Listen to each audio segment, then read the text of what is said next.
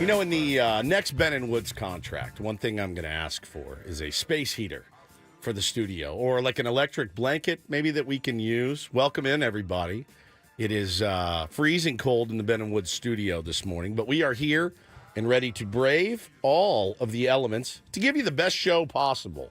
We will do our very best. Welcome in. Let's get our heads right on a Thursday. If you hear this throughout the show, that's just me blowing on my hands.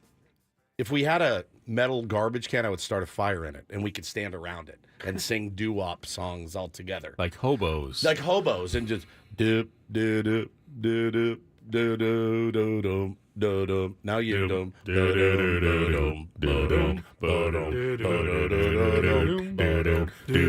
Just warming our hands over a trash can fire. Let's get some marshmallows. We can toast them. I'm telling you, I'm sure the engineers won't mind. It's so overrated. Toasted marshmallows, by the way. It's so overrated. S'mores, overrated. We've had the s'mores discussion before. I stand by it. Right? You agree with me on this, yes? They never turn out like they're supposed to. No, I mean, I don't mind a good toasted marshmallow. I'm not a huge graham cracker fan. And, you know, generally the s'mores are made with the cheapest of regular chocolate bars, which I'm not going to go for either. You want Godiva chocolate. Good Ghirardelli. Ooh, I like that. Or, you know, something decent. Yeah, it's really, really chilly in here, but we will brave the elements and get through it. I'm Woodsy. That's Paul Reindl. He is the executive producer of the program. Good morning, Paulie. Hey, how are you? I'm just dandy. Couldn't be better. Ben Higgins, your friendly neighborhood sports anchor, joins us as well. Friendly and healthy. Yes. Got a very good checkup at the doctor yesterday. Okay, so you did your blood test on Saturday. Yep. You got your results back. She said everything looks really good. You're taking good care of yourself. Just keep doing what you're doing. I don't know if I've ever been to the doctor where they just said, "Yeah, well done." Not since I was like 13, you know, because I didn't do anything. Correct. Then they're like, "Yeah, you're fine." Usually, you dread the visit to the doctor, the scolding you're going to get about I'll exercise changes more. You need to make, diet changes, exercise changes, lifestyle changes, and it was pretty much just uninterrupted praise. Yeah, great job keeping the weight off. Sounds like your exercise regimen is on point. And I said, they should just keep going. We'll see you in a year, hopefully. Well, you're looking at the flip side of that coin right now with your old pal Woodsy here, who I can only assume with what's going on with me that I'm dying.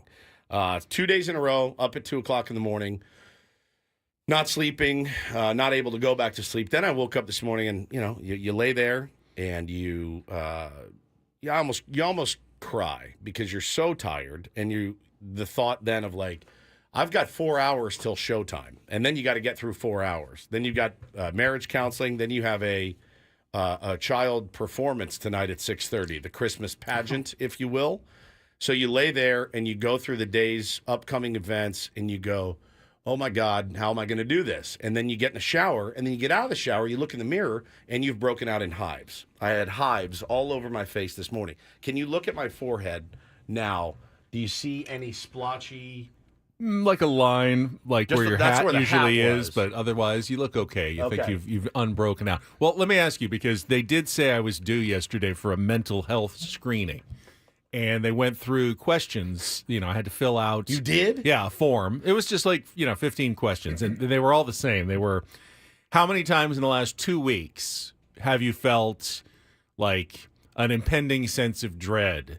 How many times 14. have you been unable to have you laid awake at night, 12. unable to sleep? Keep them coming. How many times have you been restless and fidgety and unable to, sit still? 14. Yeah. So I just went zeros with everything and felt like I am in excellent mental health. You drive me. Are you serious? You drive me insane. So, hang on. You drive me insane. Let's back up a little bit. You go to the doctor. Mm-hmm. All the physical stuff, they get that out of the way. They've checked you out, they've talked with you, and they said, you need a mental health assessment. Correct. Which I've never I'm heard. just due for the every couple of years, the mental health assessment. That's never happened. What? Never. I thought this seemed like a standard operating procedure. No, sir.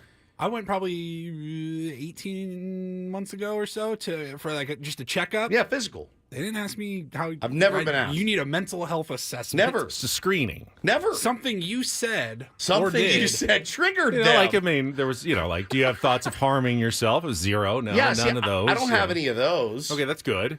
But I don't think that's normal. And I think you said something that made this doctor go, you need a mental health assessment. And then you proceed to just do just zeros. lie. I Zero, didn't lie. zero, Well, I did say at the zero. end. I said either I'm the mentally healthiest person you've ever met, Or I'm you're insane. I'm just a complete liar. I don't know which though. It's one of the two. I don't think it's a lie. Like George Costanza said, it's not a lie if you believe it. It's just that is not a common thing at the doctor. Ever. A mental health assessment. Never. If anyone They had a whole form for it. Like they just invent they it at do. the last second for me. Okay, hang on. Dub J, maybe we're wrong. He said, nope, this has come up over the last year, the mental health assessments. Either my doctor knows I'm certifiably insane and is like, why waste the time? Or maybe it's been over a year since I've been to the doctor. Maybe. That doesn't feel right. So do you remember any By the more? way, Ben lied. And that's not good. What? You just put zeros. Yeah. You can't. Nobody's 100% mentally well. Should No one. Should I have thrown in a 1 somewhere Just to make them, yes. make it look normal? Okay. I was worried about that for a second. All right. People are saying that their doctors do it. Okay. Okay, I feel better about that. You should feel better about that as well. Like, yeah, here's a new standard part of the procedure, so just fill that out. And that is incredible. That's really incredible. No, I mean, I'm despondent like every day of the week, and I wish I wasn't. I really wish I wasn't. And it's not like, I mean, I suffer from like low grade depression. It's not crippling, obviously. I don't go to my bed. Like if there's no one home, I'm in bed. Like relaxing, shutting my brain off, listening to music, reading a book, watching TV, whatever. But like when my kids are home and stuff, I'm not like, leave me alone, I'm having one of my spells, and like pull the covers up over my head. Like I don't do that. Like, oh, don't bother Dad, he's having one of his spells. He's in one of his moods. He's in one of his moods, so like, but like the anxiety of life and the anxiety of really, I think parenting is my number one. I worry about the show and stuff, but like not as much as I used to. Well, I really don't. I certainly have the normal like concerns about my kids and about my job, and I think that everybody does. Yeah. But I've just gotten to the point where what can you do about it? What can I do about it? Why worry about it constantly? So I here's the just difference. Don't worry. Your kids are 21 and 19. My kids are 7 and 4. And so you start to see behaviors from your kids, and you go, okay, I know this is a normal behavior. We are having an issue as we speak with a certain competitive child of mine, and who really likes to win more than anything. And I won't say like win at all costs. Like he's not going to like cheat his way there, but he loses a little control when they're playing a game in the street and if things don't go his way. And the reaction of it is concerning. The reaction is like, let's say let's say I'm him and we're playing a game together and I throw you a perfect pass and you boot it. I'm yelling at you, right? And that's your friend. And I told him last night at dinner, I said, look, this is the hard part, man. You're 6 and almost 7. You're learning how to be in school with kids. You're learning how to interact. It's different. You're not used to it, right? You're at home. You're with me and Mom and your brother. I said, but now you got 50 kids around. You got to learn how. I go, this is all part of the process. This is why we do it. This is why you're in school. Yes, we want you to learn, but interacting with people is really the gist of all of this. And I said, here's the hard part, too. You have a group of friends. I said, your dad's a ball breaker. Your mom is a huge ball breaker. We break balls. I said, that's hard to delineate from breaking balls or being a huge jerk, And I said, what I don't want to happen to you is you look up one day and you're like, are those my friends down there playing without me? Because That happens. That happens. And you're like, oh, what have I done? And you see your old buddies and they're like, bro, we don't want to come down to your house and get verbally abused by you for dropping the same balls that you drop, right? Like, no one's perfect. And so I lay in bed at night thinking about this. Also, like, I love that he wants to win. I love it. I love that he's competitive. I think it's the best thing ever. I love that he has the drive to get better. But I'm also going, all right, man, how do you teach a 6-year-old to win and lose with grace? Right? And that's what I was up thinking about at 2 o'clock this morning. That's what Hannah and I were talking about last night. And so it just makes it really hard. If there was a book I could read or a seminar I could go to, I would. But it's almost like you just have to let this stuff play out, you know? And Hannah will do the thing where she'll run in and be like, Bo's in the street playing and he's being a jerk. And the other day I finally go, look, I can't go police him every time he's being a jerk to his friends. Consequences are going to happen. It's probably important that he learns them. I don't want those for him. I don't want his friends to abandon him. I said, but, you know, you need to learn those lessons. Life lessons are always going to stick around longer than ones that are just told to you directly. Yeah, of course, by your parents. But as a parent, you don't want to see them in pain from learning those life lessons the really hard way. Yeah, dude, it's just massive. It's just massive. So those are the things I worry about. Certainly, you know, you worry about the everyday rigors of life and everything else. But yeah, man, it's you know, I knew getting into this. To be a dad, I knew it was going to be a challenge, and there were parts of parenthood so far that I looked at and was like, "This is a breeze. I'm having a great time. This is a breeze." And then there are parts of it where I'm like, "Oh my God, I have no idea what I'm doing, and I'm setting my kids up to be the worst of all time." And I take on all that burden, and my wife does too. We both just beat ourselves to death about it, and it's probably what's kept me up the last 2 nights, to be honest. Kevin in the chat says, I'm pretty sure one of the prerequisites to being a San Diego sports fan is a certain degree of mental illness. Yeah, fair enough. I handle it just by, you know what? Hey, bad stuff is going to happen. Let's not worry about it. Yeah, you know? It's fair. It's fair. I mean, look, there's a lot of good in the world as well. And I did, before we go to break, I wanted to thank a couple of guys, Tyler and Rocky from Rare Society, where my wife went last night with her girlfriends for her company.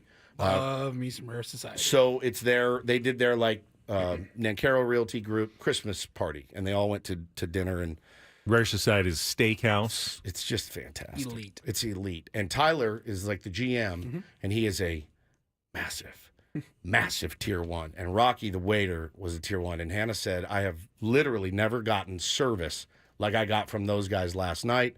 And they wanted to know if you would say hello. I said, it would be my great pleasure. Thank you guys for listening. It's one of the best restaurants I've ever eaten at. I mean, it's just spectacular. So if you're looking for a place to go, Rare Society's pretty dope. Very special occasion, and holiday, good place. No plugola. I wasn't even there. True. So you can't even ring the siren on me. It was awesome. So thank you guys for taking care of the missus while she was out.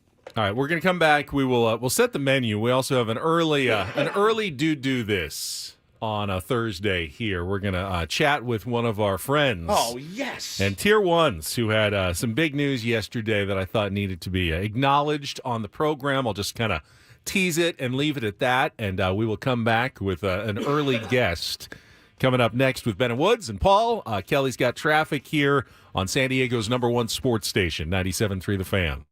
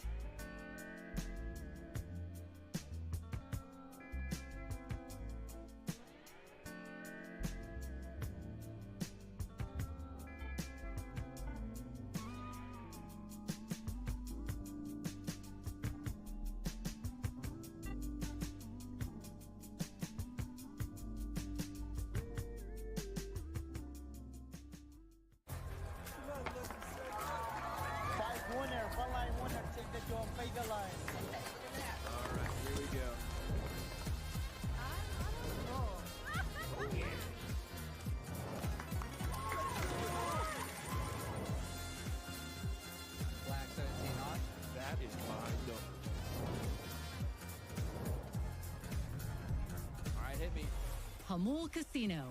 Fun above all else.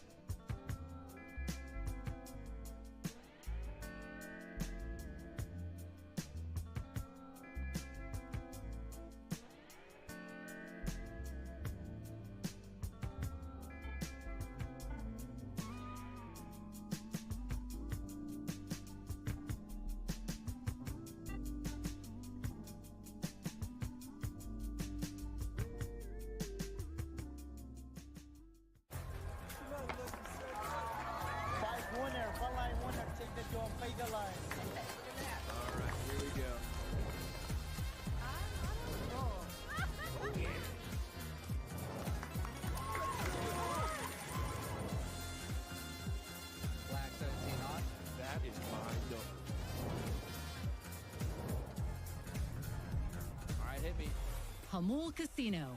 Fun above all else.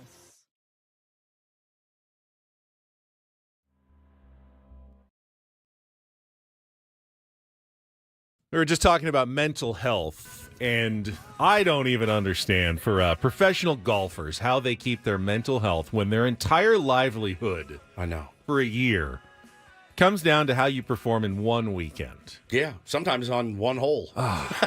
PGA Tour, Q School, knowing there's just a couple of spots and you gotta play well, or you don't have a job. Yeah. For the next year, it's terrifying. And you might remember last year, our former NIL Aztec athlete Steve Sugimoto made it through Q School on the Japan tour. But then, unfortunately, he got hurt, his wrist, and didn't really get to compete much. So he had to go all the way back to the start, go through the second stage of Q School. He advanced through that to the final stage. And guess what? For the second straight year, he did it. He made it. And joining us all the way from Japan right now is our good friend Steve Sugimoto, once again a member of the Japan tour. Steve, good morning for us. Good late evening for you, and congratulations. Good morning, guys. Good to talk to you. Good to talk to you, buddy. Shouldn't you be on the driving range right now? It's as we like speak? 11:30 at night. Oh, there. I didn't know. I had no idea what time it was. You should be in the gym No or at the shot. range, something. I'm resting my wrist right now. It's only a temporary fix. I got a cortisone shot, like some baseball players we know. Yes. But yeah, I feel better. I'm just happy I got through those 2 weeks without any incident. And so the cortisone shot, I mean, honestly, like how long will that buy you? Anywhere from 6 weeks to like 6 months, or Okay. sometimes it just doesn't affect you at all anymore. It's really just a crapshoot, really. But Did they ever figure we it really out? just shot for what's that? Did they ever figure it out? What was wrong with your wrist? No, I'm still gonna get some tests when I come back home in a few days, and then I'm still doing physical therapy and all that. Good. So hopefully it's good to go by the season. So tell me, Steve, how much pressure were you under? Because I saw your last round wasn't your best, so you had some maybe room to spare. What did you need? What did you know going into that final round to earn your card for the season? Yeah, I was tied for fourth going into the last round of final stage, and first winning gets you full status for the whole year, and then second on is conditional priority ranking, all that fun stuff. But I felt pretty good. I felt happy that I was even playing. But things just didn't work out. I made some mental mistakes and things kind of unraveled, and I was down on myself for a few days. So I didn't really post much, but I got over it. Just felt grateful that I have a job secured for next year, and just put things into perspective. Yeah, and when you come back, I'm not kidding when I say this, man. I had wrist problems too. I went to QC Kinetics. They did fix me right up. I'm not kidding. And at 5 treatments each. And now I'm not a pro golfer. I don't hit 1,000 balls a day, but it has changed my life. So when you come back, you can call me, talk about it, get you in there to see those people. And I just can't imagine, bro, like the grind that you've had to go through. And if it was your foot or something, you're like, all right, well, I mean, at least I can still putt and chip and swing it a little bit. When it's your hands and your wrists, I mean, those are your instruments. You can't play golf without your wrists. You just can't. Yeah, it was tough, but like the line Ben always says, like if you had told me before Q school that I'd be back in final stage competing in the second to last group, I would have taken it. So 100%. Yeah, so I was disappointed in the moment, but I'm just happy to be back, and hopefully I can get it right. That's awesome, dude. Well, still Proud believe of you, bro. still believe in you big time. No doubt. Good luck. Hopefully we'll get to catch up when you come back, and hopefully have a big season next year and bigger and better things going forward. Congratulations. Yeah, thank you. Hopefully I give you guys much more things to celebrate next year. And go Padres. And go Padres. And while you're over there, if you do run into Roki Sasaki, tell him the media in San Diego. They're soft as baby S. We will not mess with him at all. We'll never look in his general direction. Just come over here and just pitch, and we'll leave him alone. I'm already doing my best All right, over here. good. Work what you got over there. Yeah. And, listen, this is an international show now. So thank you, dude. We love you. We're proud of you. So proud of you. Yes. Bro, Thank you. Listen, you've already made us proud. This is for you now. Go out and crush it. I could be a little more proud at some point. no. Just, So, Steve, your last round was No, that's the actually your motivation worst. I need. That's the motivation I need. All right, kick his I'm not ass. satisfied. Kick so his ass. Ben shouldn't be either. Kick his ass, Stevie. We love you, buddy. Thank you. Steve Sugimoto, a member of the Japan Tour, and hopefully continuing to grow in his professional golf career. Love that kid. All right, here's what we got coming up on the program today. Last day of the winter meetings. Again, another quiet day for the Padres. All they did was a move in the Rule 5 draft. We can't talk about it, but there was, of course, the huge move yesterday. The Sox trading with each other, white and red, with Garrett Crochet making the move to Boston. We can talk about the big move. Was he disappointed? I don't think there was any package. that the Padres could have put together. I mean, they could have put together a package, but It would have been Orioles prospects, but they could have put together a package. perhaps. Yeah. But it didn't get done. The Red Sox get it done, and we'll talk about the latest from baseball's winter meetings in Dallas. Isn't this a fun job where we spend, I don't know, an hour racking our brains on how we could put together a package for Garrett Crochet, and then, like, I don't know, on the drive home, The drive home, it happens. it's traded. Maybe you give it to us at 8 o'clock yesterday. How about that? Instead of us speculating about it for an hour, like buffoons. I feel like we got a full hour out of it. I mean, it's great. Now we can move on to something else and not continue to speculate about Garrett Crochet anymore. Had a San Diego State game that looked very in control last night, and then all of a sudden Not so much. got a little nervous for Aztecs fans. We'll talk a little San Diego State hoops coming up at 7 o'clock before we play Real or Fake. We still have no qualifiers for our new prize, our getaway to Vegas and the college basketball viewing party package in March. So you'll have a chance without any musical knowledge to qualify today in a throwback Thursday game of Real or Fake. Don't do this at 7:20. More baseball talk as we go forward as well. And then in the second half of the program, Eno Sarris, our friend from The Athletic, who was, at the winter meetings and always covers it well, will give us his wrap-up of some of the big moves and what's still out there, I would say, you know? And I want to ask Eno because, with the A.J. Preller comments about moving his maybe favorite baseball player in the world, Adrian Morejon, back to the starting rotation is, that's a potential thing that could happen. I want to ask him his thoughts about what the Padres can still do. He'll have an interesting perspective on that, I would think. Reindl Report at 9 o'clock at some point, maybe there. We'll talk about the big Bill Belichick news. Returning to coaching, but in college football at North Carolina. So weird. So weird. It does seem weird. And I could see it working, and I could see it completely being a disaster. Same. And then our football threesome at 9:20 and getting ready for Annie Elston at 10 o'clock. So that's your morning menu. We will come back. The big Garrett Crochet trade. Last bits of news before they wrap up the winter meetings later this morning. That is coming up next with Ben and Woods on San Diego's #1 sports station, 97.3 The Fan.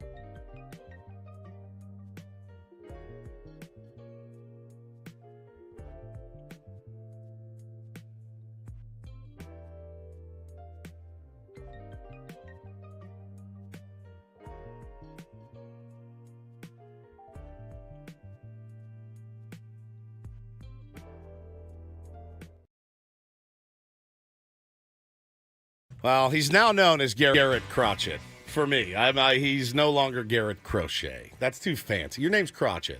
It's spelled Crochet. That's how we're going to pronounce it. Like Bob Cratchit from A Christmas Carol. Kind of like Crotchet.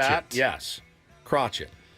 He's a Red Sox now. Well, it's not. It wasn't his decision. No, I know. He doesn't have a choice as to who he plays for, at least for another couple of years until he can hit free agency. Yep. The team that traded for him, that's his new team, and it is going to be the Boston Red Sox. Now, I never really had a ton of hope that the Padres were going to land Garrett Crochet, but wherever he goes, I think undoubtedly has an impact on the Padres' offseason. You know, it's funny. The only reason I had any excitement at all is because that I got a tip from somebody yesterday. So I was all fired up during the show. I was like, ooh, Crochet. Let's make this work. Let's happen. According to Bob Nightingale, they weren't even close, the Padres. Well, they weren't even in the top 5 teams that were there I at mean, the end. when you see the return, you realize, that's Leo, and that's Ethan, and that's, I don't even know if you had the prospect capital. So if it was just a straight up, hey, we're going to deal with the White Sox, I don't know that the Padres had the prospect capital to do it. But if you had flipped Dylan Cease to the Orioles for some of their better prospects, then you can start working some magic there.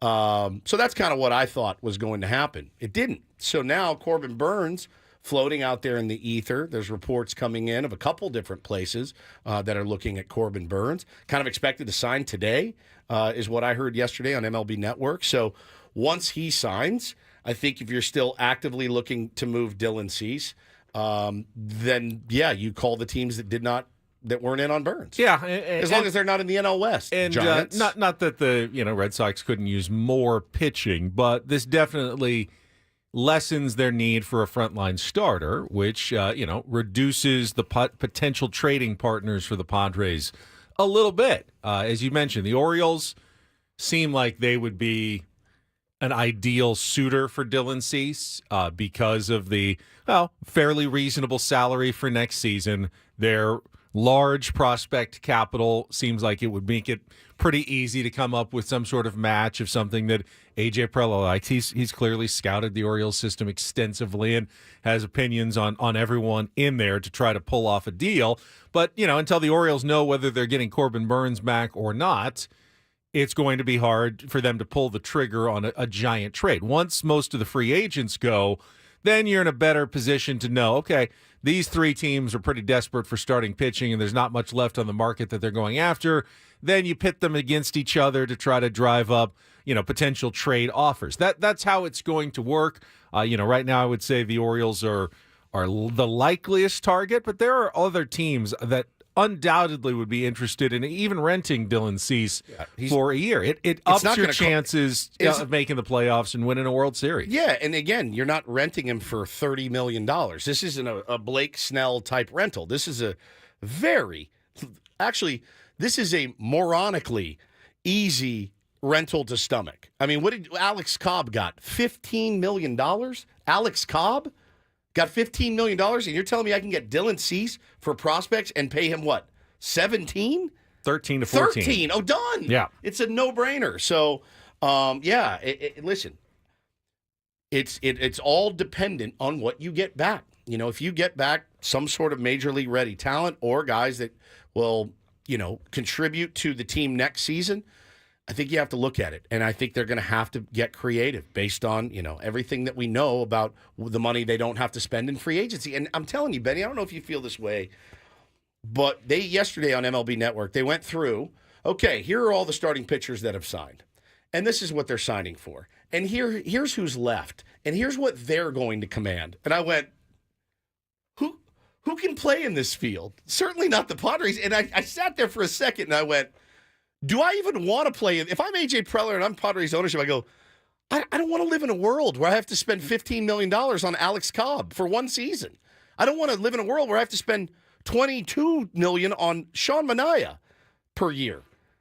Right? Maybe even more. They're saying he might get over $25 million a year. I don't know that that's the arena I want to play in. So then that makes me pivot to being more creative.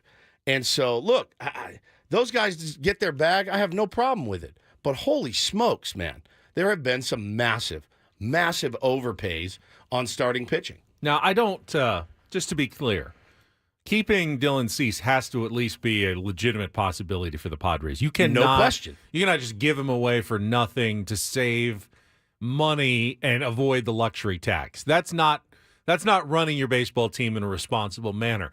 Trading Dylan Cease because you feel like, hey, we're getting good, controllable pieces. We're probably not going to be able to re-sign him, and we're trying to get better for multiple years by trading him, and we've got a secondary plan to help replace some of those pitching innings as well. That's smart baseball, and that's what I'm advocating for. If the Padres can find a smart way to trade Dylan Cease that helps the team, then yeah, absolutely you go for it.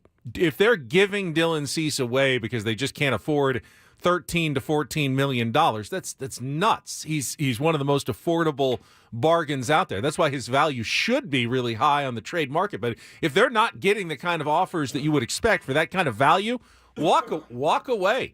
More than happy, play out the last year of Dylan Cease, and I'll enjoy him another season at Petco Park. That's where I land right now in these Dylan Cease trade talks and rumors. And it's just funny, man. I picked Bo up from school yesterday and we were driving home, and Dylan, he loves Dylan Cease, loves him. And I go, hey, just so you know, there's the potential that Dylan Cease gets moved. And he looked at me, he goes, no. And I go, yeah. And he goes, why? And I go, well, and I'm trying to explain to a 6-year-old why they may have to move his favorite pitcher after they moved his favorite outfielder, after they moved all of his favorite players. And I just said, buddy, go home and start working on your game, because what players are making now is enough to set you and your family up and their families for the rest of their lives. Start learning how to pitch. Learning how to command the baseball, spin the baseball, whatever, hit the ball hard. And I said, but man, it's just the weird nature of baseball these days. When you are going for it, you're not developing many of your own pitching prospects. I said, you got a guy like Dylan Cease who you probably can't afford to give an extra 8-9 years at $30 million, and you can get 4 guys back for him. You have to do it. And he just sat back in the back seat and shook his head. He's like, doesn't really get it.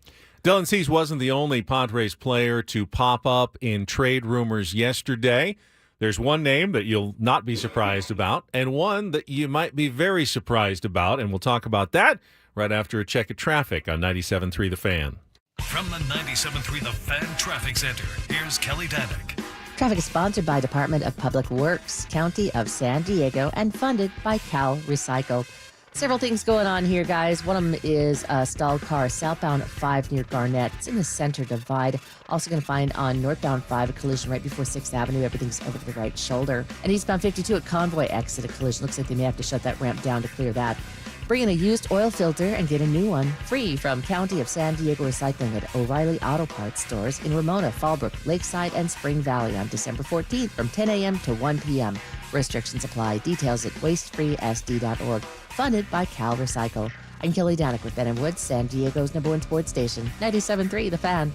So it seems pretty clear Padres are definitely listening on trade offers for Dylan Cease, but according to John Heyman yesterday, they are also listening to trade offers for Luis Arraez, who is another player who is heading into the final year of control and contract and is probably going to make a bit of an outsized salary.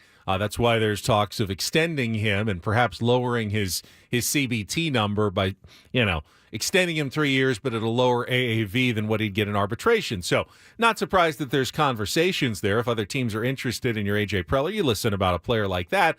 He also said the Padres are listening to trade offers involving Xander Bogaerts. And that one did surprise me. I have no idea the extent that Heyman is talking about or what sort of, rumors or whispers he is hearing.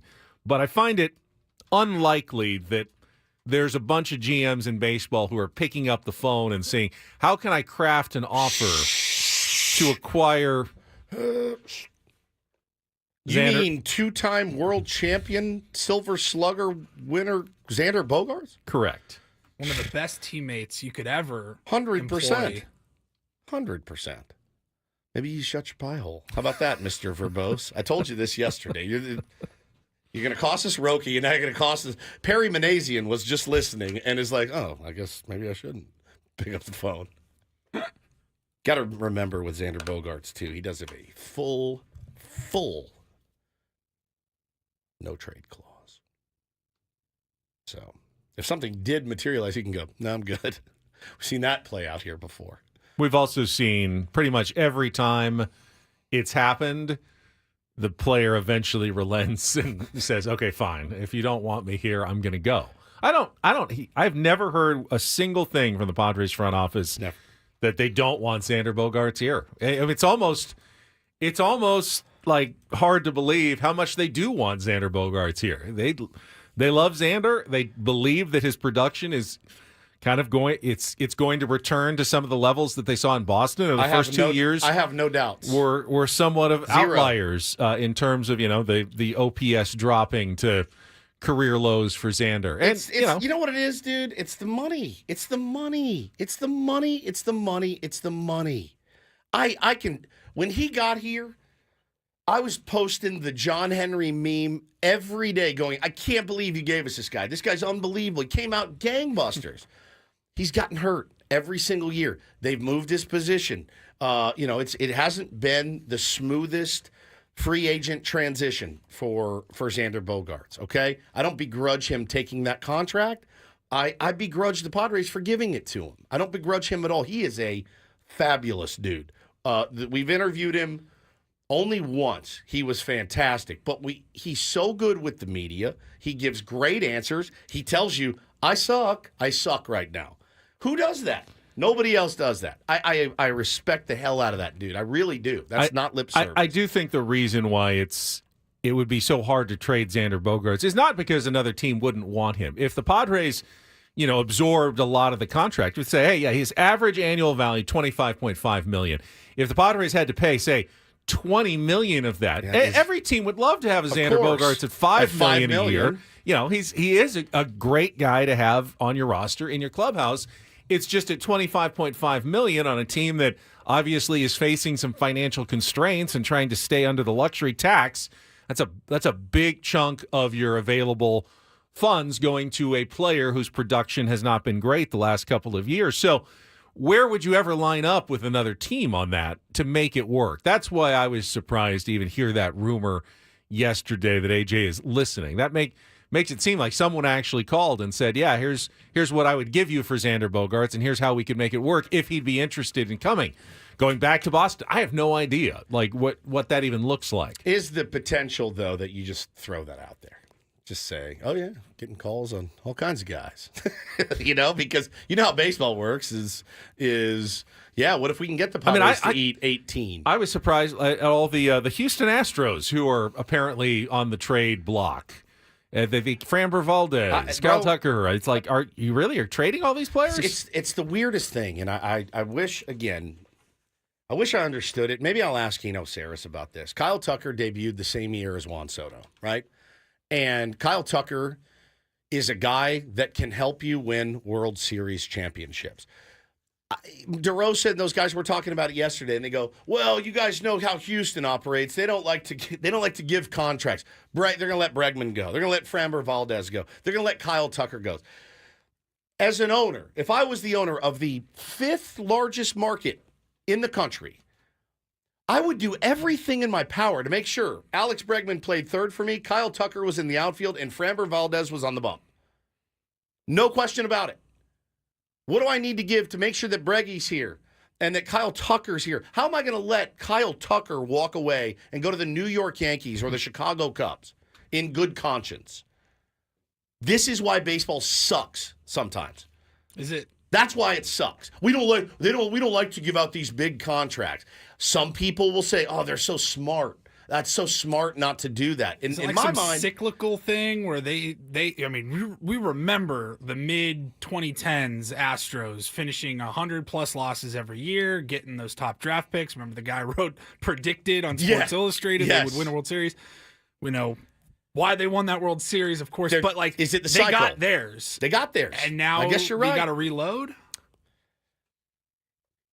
Yeah, maybe. Okay, like, I guess then, Paulie, it's a good point. I mean, most teams need to reload from time to time. They had a 6-7 year window of contention? Couple rings? Yeah. I guess you do have to reload, but for me, like, Kyle Tucker is the same age as Juan Soto.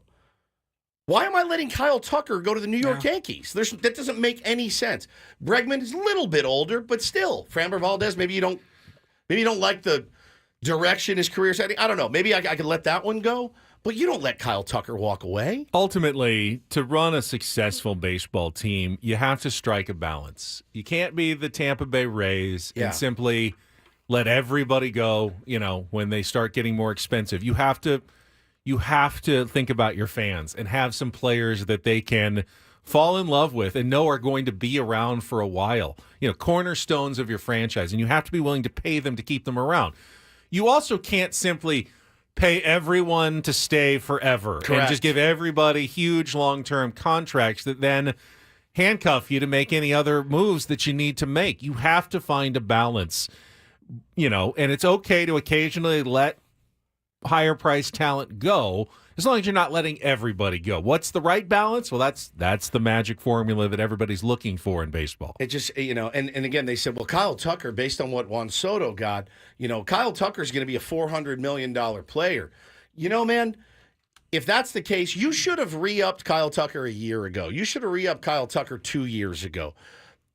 You want to talk about your vision and how brilliant you are, then lock that guy up. That really bugged me yesterday to hear, oh, yeah, he's probably going to be a Cub or a Yankee. And I go, how? How do you, if you're an Astros fan this morning and you're like, Kyle Tucker's on the move with a year left on his deal? It doesn't make any sense to me. So this is where baseball's a little bit broken. When you can't fall in love with a kid that you drafted and developed and turned into a superstar, an elite left-handed hitter, and you go, and you're Houston, by the way. You're in Houston. You have wealthy owners. Get Mattress Mac to pay for it. Throw down a couple of bets and call it a day. Like, it really bums me out. And I don't like the Astros. I don't care about Houston, but it just bums me out for the state of the game. And then the one that really surprised me, Alex just mentioned in the chat. What in the world? The Pirates are trading Jared Jones? How? Why? He's cheap. He's young. He got 5 years left. He's a stud. I mean, again, you can get a lot for him, but that you're looking for. You're always searching for Jared Joneses. You got one. You know what you want to get. You know what you want to get back in a trade for Jared Jones? Jared Jones. That's what you want to get back. I hate this. I hate it. It just doesn't make any sense to me. I do not get it. All right, we'll come back. We got more baseball talk, but we'll also discuss the Aztecs and a bit of a scare last night at home against California Baptist. Play a little real or fake. All coming up here on 97.3 The Fan.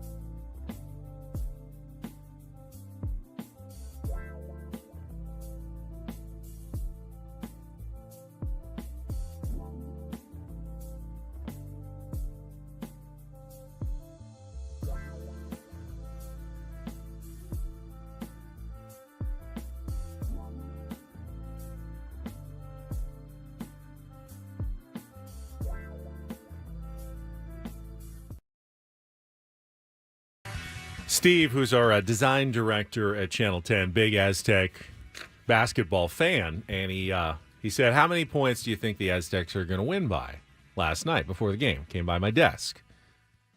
I said, I don't know. I think the spread is like 13.5. 15 for me. Against California Baptist.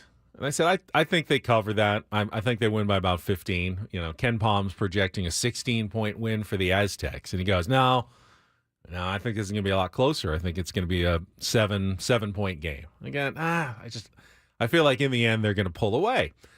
And so I'm watching the game last night, and I'm feeling pretty smart. Yeah, I was impressed by California Baptist, as was I, and their offense. Guys can shoot. They can shoot. You know, you don't come into Viejas Arena, most teams, and hit shots the way the Lancers did last night. But even with all the shots they were making, they were still down 5 or 6 at the half. Yep.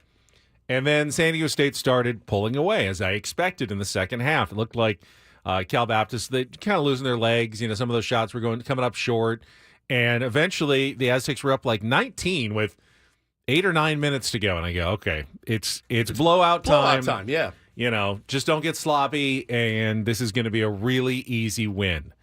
And my jaw was almost on the floor as California Baptist just possession after possession. 3, 3, 3. And they're just like quickly getting back into the game. It was single digits, and then it got down to 6, and then it was 5, and then it was 4 with like in the last minute of the game going, holy cow. The Aztecs need to avoid what would be a crippling loss now here at home against a team that was ranked like 199th in the net rankings. This is getting a little too nervous for Aztecs fans last night. It was way too close. Yeah, I was it texting was with some way buddies, too close. and one of my boys, he goes, we need like a 10-point win to help in the net rankings. And it got to the point where like, bro, we just need the dub.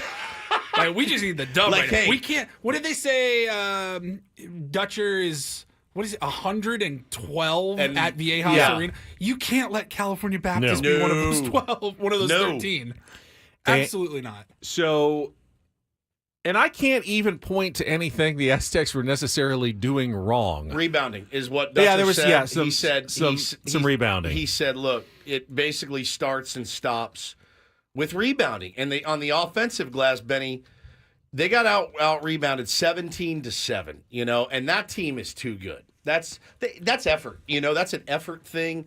And what was it, Baptist? No, I almost said California Baptist. California Baptist. This is a Dallas Baptist. California Baptist outworked them on the boards last night. What I see often, and you know, the Aztecs are a good shot blocking team with Guath and Jones. They block a lot of shots, but they're so sometimes obsessed with blocking the shot that they're then out of position when they alter the shot and it doesn't go in, but then they're not there to grab the rebound. The other team is like, okay, well, you're trying to block my shot. I'll just miss one quickly and then grab it again and tip it back in. And that happens a little bit too often for San Diego State. So they need to find a balance between the shot blocking and actually boxing out and keeping, you know, those opposing teams from those offensive rebounds that turn into a lot of easy baskets. You know, once again, it was different guys stepping up. Guath, who had no points against USD, had a good first half. Yep. You know, hit a couple of threes, 10 points, and then kind of disappeared again in the second half. But that's when Miles Heide stepped up and had a career-high 10 points, second straight good game, 10 points and 5 rebounds. Miles Bird, every time Cal Baptist hit a three-pointer, it felt like Miles Bird would come back and answer on the other end with a big shot. He's unreal. That steal and the dunk, oh, my God. I mean, he's so fun to watch. He's an electric player. He is certainly taken his game to another level this season. He's a fun player to watch. And this team, and, you know, Paulie, you know, you've been watching the Aztecs for a long time. They have so many more shooters than I have ever remembered San Diego State. Like, the big guys can shoot. The guards can shoot. The forwards can shoot. I mean, you used to remember games where it would just be like, all right, well, they're going to brick it for about 10 minutes, and they'll be down 12-11, and then they'll eventually win it 62-54. And now it's like, no, go down the court, make some shots. It's an actually decent-looking offensive team. Defensively, a guy like Magoon Guath, he looks every bit of San Diego State basketball. We've always had that tall rim protector, shot blocker, that force down in the blocks. But when he steps out and he's hitting nothing but net from 30 feet, Crazy. you're like, oh my God. Yeah, that's a different This level, is man. Wild. And then Nick Boyd he is really impressing me. He's awesome. His ability to score, whether it's driving to the basket, his shot has looked great. Pretty scary moment yesterday when he took that elbow.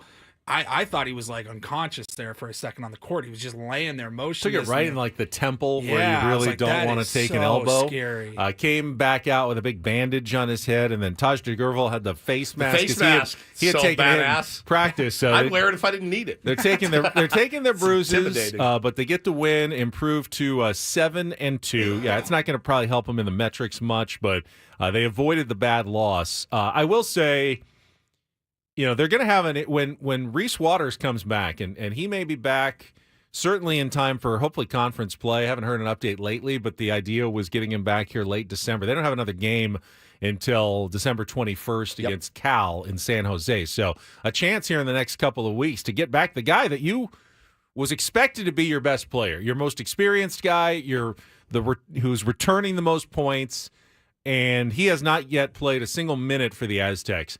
They'll have to work out some rotation issues again once Reese Waters gets in there. They've done a great job of just spreading. Everybody's gotten some touches. Everybody's gotten some looks. How do you add Reese Waters to the mix? I mean, does Wayne McKinney even get on the court anymore, or is he just going to get a couple of minutes? He hasn't really gotten into a rhythm. He had one or two decent games, but has not totally gotten into a rhythm coming off the bench for San Diego State yet. So Dutch is going to have some issues when that happens. But ultimately, one of the most balanced San Diego State teams. So fun. Even including the Final Four team. They're not bad defensively either. They guys play hard. They D up for the most part, and Cal Baptist, give them credit. They were hitting tough shots. The other team, they made 12 threes on the court at Viejas Arena. Yep. It was I can't remember a team that's come into Viejas Arena and hit 12 3-pointers. State had a 19-point lead. I think was the highest. It was hovering between 10 and 14 points, kind of for most of the second half at least. But they just hung around. And you looked up and you had 2 minutes to go and you go, why is this game this close? Like if you're a Cal Baptist, you see the scoreboard, you're down 10 for most of the second half. You're 2 threes away from being back in it. right in there. It's funny, Paulie. They let them hang. You were talking about checking the score, and I'm going to complain about something that I've complained about a lot in my life. Oh, can I throw out the phone number because Yes. I agree with your complaint. We need a contestant for real so or glad I fake. wasn't alone. 833-288-0973. If you want to play, chance to qualify for our trip to Vegas, real or fake in a couple of minutes. 833-288-0973. Call now, rant away, Woods, because I agree with you. I rant about a lot of stuff, and I will see people ranting about this for every sport. It feels minor. And it's very minor.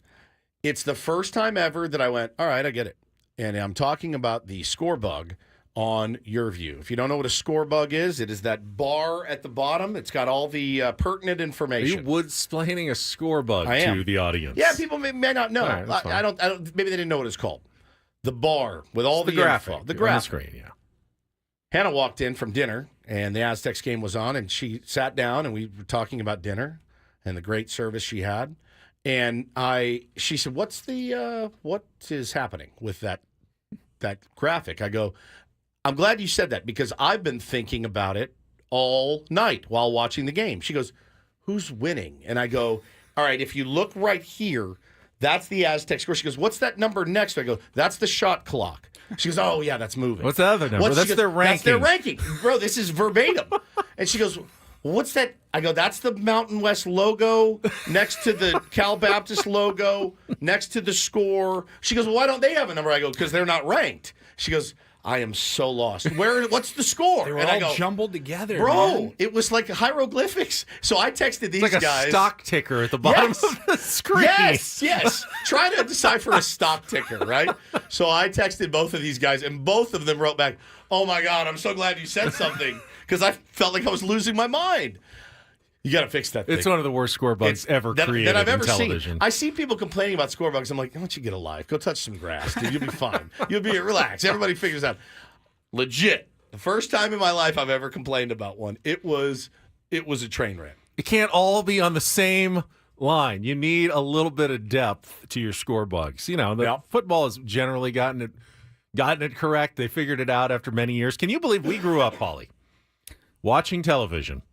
They didn't have the score on the screen. You'd have to wait, every 3 or 4 minutes Then they it pop up.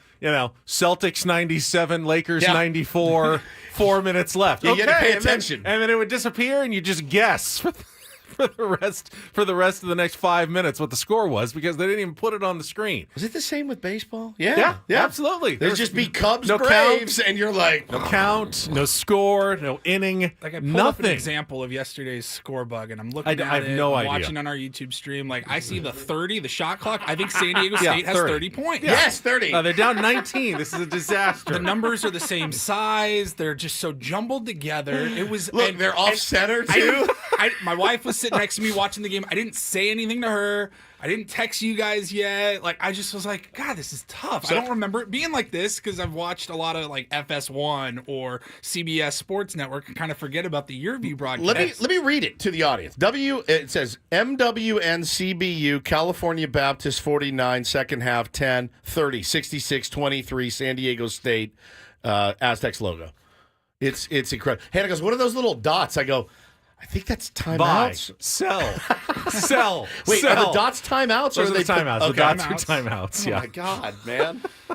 It was brutal. Fix it. But we're so resistant to change. I remember when I think it was Fox had the first permanent score bug on the screen. We all thought, oh no, this will never This won't fly. This is crazy. Some wacky person wants to change sports by putting the count and the score on the screen constantly. so Can we glad stop they do. messing with things, please? I'm so glad they do. I'm so glad they did it. Oh my god. And no, the Yeah. score wasn't 30, Jose. You missed. Yeah, that Yeah, was, 30. was terrible. All right, we got some callers. Let's get to it. It is time for a little real or fake. Some are here for the compelling sports talk with Ben and Woods. You can go plow through another donut.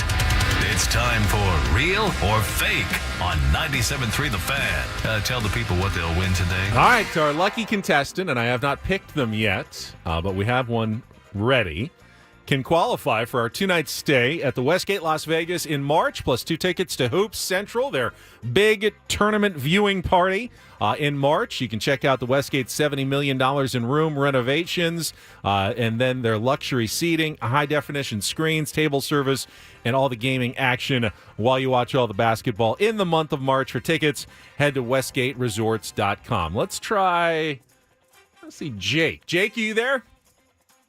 Hey, good morning. Good morning. bud. All right, What's up, Jake. You're going to be our contestant today, or real or fake, and hopefully Woods can help you because this was actually his request of category. Oh, it is? It's that time of year. How well do you know your holiday movies? Oh, yes. Today on Oh, God. Real or Fake, I've got a list of 7 motion pictures perfect for the season. All you have to do is separate the real from the fake. I have a feeling these aren't going to be like It's a Wonderful Life. No, it's Elf. not. All right, Jake, you know how to play. You need 4 out of 7 right to qualify for the grand prize drawing. You ready to go? Yep. All right, let's go. Round number 1, real or fake holiday movie. Black Christmas, real or fake? Real. It is real. Wow. That was Slasher movie, 2006. Really? Holiday slasher. Yep. All right, that's 1. You are 3 away from the win. Round number 2, The Perfect Holiday, real or fake? The Perfect Holiday. Whoa. Real. Jeez. Queen Latifah, Gabrielle Union, 2007. Must miss. Jake seems to know his holiday Jake, movies. when you told him the category, Jake, did you go, oh boy, you sounded a little nervous. You acing these. Yeah, I crushing. did. Round number I thought he 3. was going to throw in some Die Hard in there. Oh. Oh, no. That would be too easy. Also too cliche. Menorah in the Middle, real or fake? Menorah in the Middle, real or fake? I can help you. I'll take the help. Fake. Says fake, Jake? Go fake. You're absolutely wrong. 2022. way! Hanukkah movie, Menorah in the Said Middle. Christmas movie. I said holiday movies. Oh, he did, didn't he? He did. Son of a... Holiday movies. Sorry. All right, that's all right. There is no way there's a movie called Menorah There in the is. Middle. 2022. It's Frankie Muniz in it. Round number 4. Santa Claus Conquers the Martians. Real or fake? Santa Claus Conquers the Martians. Let's do a fake. Yeah, let's do a fake. 1964 classic. Why has he done 4 reels in a row? The Martians abduct Santa to learn what fun is all about, but Santa has to defeat the Martians and get back to Earth. All right, we're back to even now. You need 2 out of these last 3. Round number 5. The Hebrew hammer. Real or fake? The Hebrew hammer. Come on. Woods, what do you think? That's fake, man. It's got to be. Jake? I don't know if he does 5 reels in a row. There's so no I'll go way. Fake. Fake. It's real. I'm going to murder you. Adam Goldberg and Andy Dick star in The Hebrew Hammer, where Santa's son Damien tries to destroy Christmas, Hanukkah, and Kwanzaa. But the Hebrew Hammer stops I them. hate. I'm sorry, Jake. Oh, no. All right, we need to get these last 2 right. All right, round number 6. A stripper named Christmas. All right. Real or fake? A stripper named Christmas. Somebody's on corn tub. Again. Let's go another fake. Yes. That one's fake. Game 7. Here we One's go. fake. Here we go. Game 7 for all the marbles. You need to get this one right. Real or fake holiday movie? The Man Who Invented Christmas. Real or fake? God. Woods, what do you think? I don't have the foggiest idea. Not the fog. I can flip a coin for you. We can go that route. Oh God. Let's go with real. To be our first qualifier of the month, he goes with real. The correct answer is... Yeah! Real! Jake, you have done it. 2017. The movie stars an actor named Dan Stevens. Isn't that your alter That's ego? your It's my alter ego. Yeah, ego. Dan Stevens stars in The Man Who Invented Christmas from 2017. Jake, stay on the line. Paulie's going to get your information during the break. You are in our first qualifier to death. for our grand prize drawing for Las Vegas. 6 reels and only the 1 fake. Dan Stevens. I'm looking him up. Dan Stevens, actor Dan Stevens from The Man Who That's Invented your Christmas. alter ego. Your other alter ego, Ben Hoggins, he stars in a stripper named Christmas. Yeah, that's right. I thought I could see that as a movie with heart, you know, a stripper named Christmas who the magic of the holidays comes to her Somebody establishment somehow. Somebody Yeah. comes and actually saves her. And No. She saves. Oh, she I think saves she him. saves Christmas. She's the stripper with the heart of gold. Okay. I just call it It's like a pretty woman exotic sort of thing. dancer. Yeah. Okay. Stripper's a little bit 1987. Well, this Miami movie Beach. could have been from Most of Ben 1987. is That's true. You don't know when my fake movies were actually made. so. Dan Stevens is an English actor. First drew international attention for his role as Matthew Crawley in Downton Abbey. Oh, Yeah. wow. So- Downton Abbey. He's really gone downhill. It was also in The Man Who Invented Christmas. Yep. Can we get him on the? 2017. Let's get him on the holiday extravaganza next week. I'd be down. Actually, yeah, it's like a Charles Dickens film. Oh. I'd probably be interested in it, to be honest with you. All right, Jake, we have a winner finally. I'm glad. It would have been sad if we'd gone 2 weeks and no one qualified for the trip to Las Vegas. So it's my Jake heart, now. After he wins the first two I know. my heart starts racing when we get to It almost game always 7. comes down to Game 7 somehow. All right, we'll come back. Don't Do This is coming up next. Can we talk about what happened in the end of the NBA game last night? If you must. Yeah. Sure. I don't know if Paulie was trying to save that for the Reindl Report, no, but no. what a butchery of officiating at the end of the game last night. Well, speaking of butcher, you're on Don't Do This, and you're not going to like it. Oh no, Yeah, I don't even know why. Strap in. Coming up after It's traffic. worse than you can this imagine. This one was On 97.3 The Fan. This is going to be hard, man. I'm sorry, but I love you. Just remember I love you, and it'll be all right. He's so scared right now.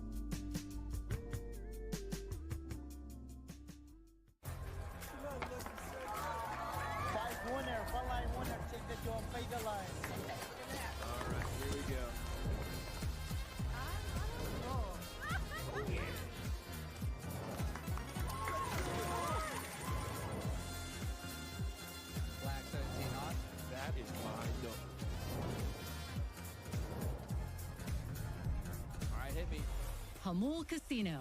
Fun above all else.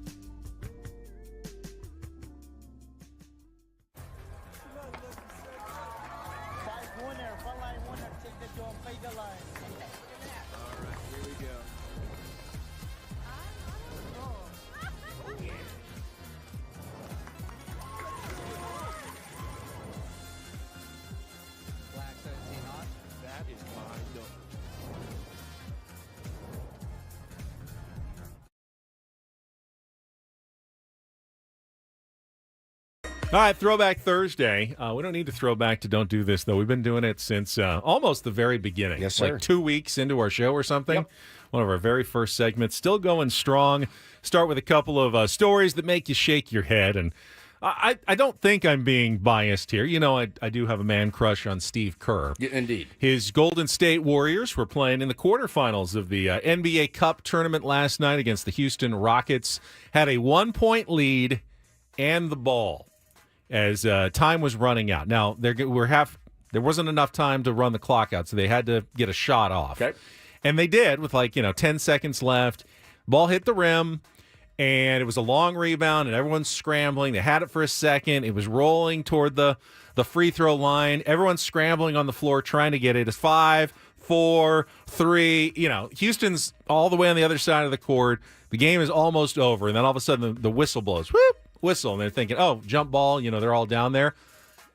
They call foul on the Warriors in the mad scramble for the ball, and they're in the bonus, so they've taken the ball and they put Houston on the line on the other end of the court to shoot 2 free throws. To win the game. They make the 2 free throws. Oh, my God. And the Warriors lose. And Steve Kerr, was pretty irate For him.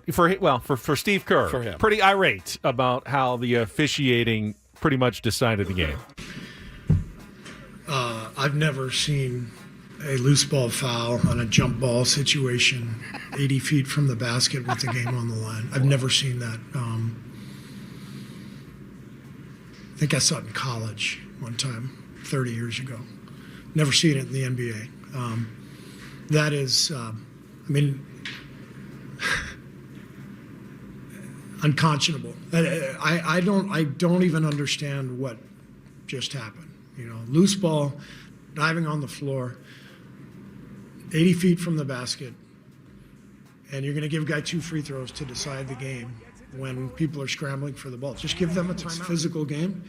We're going to call it a loose ball foul on a jump ball situation with guys diving on the floor with the game on the line. This is a billion-dollar industry. You got people's jobs on the line. I am stunned. I am stunned. I give the Rockets credit. They battled back. They played great defense all night.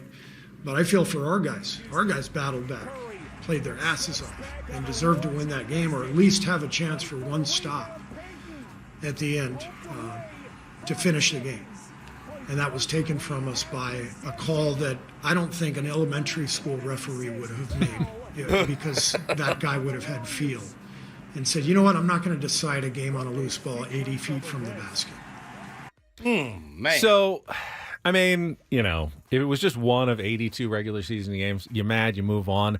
The fact that it was the elimination game in the Cup, and the winner goes to Vegas to the semifinals, and the players make a bunch of extra money for advancing, I think that added to the frustration that Steve Kerr was experiencing. Now, people commenting, the Inside the NBA guys, they were all also in disbelief that they would make a call like that to affect the game at the end. Yeah, and I understand. The Warriors have gotten plenty of good calls over the years. I don't know enough about fouls in basketball to know, was that in fact a foul, or is that just one of those that you're like, you can't call that there. You can't call that there. I don't really think it was a foul at all. Okay, well that makes sense. And you then. certainly don't call it. You certainly there. don't call That's it there. A jump ball, 100 out of 100 times. They don't call obvious fouls on shots to decide the game because the referees go, I'm just swallowing my whistle here. Yeah, you might have gotten some arm, but you know what? I don't want to be the one who decides the game. But on this, you want to be the one who decides the game. I do love that delineation that we all make as athlete. Like if you're an athlete, you're like, you cannot call that here. You can call it 4 innings ago. You cannot call that here. And I agree. Not calling it is just as much deciding the game as calling it on a situation like that. But I think if the Rockets were being totally honest, they'd be like, yes. I don't think you should call it. I know. Yeah, you'd hate it if it went against you guys. This one, I agonized over this. I agonized over it for about 30 seconds. And then I told Paulie, do it. So, do you know what's coming? No. Any ideas? No idea. Okay.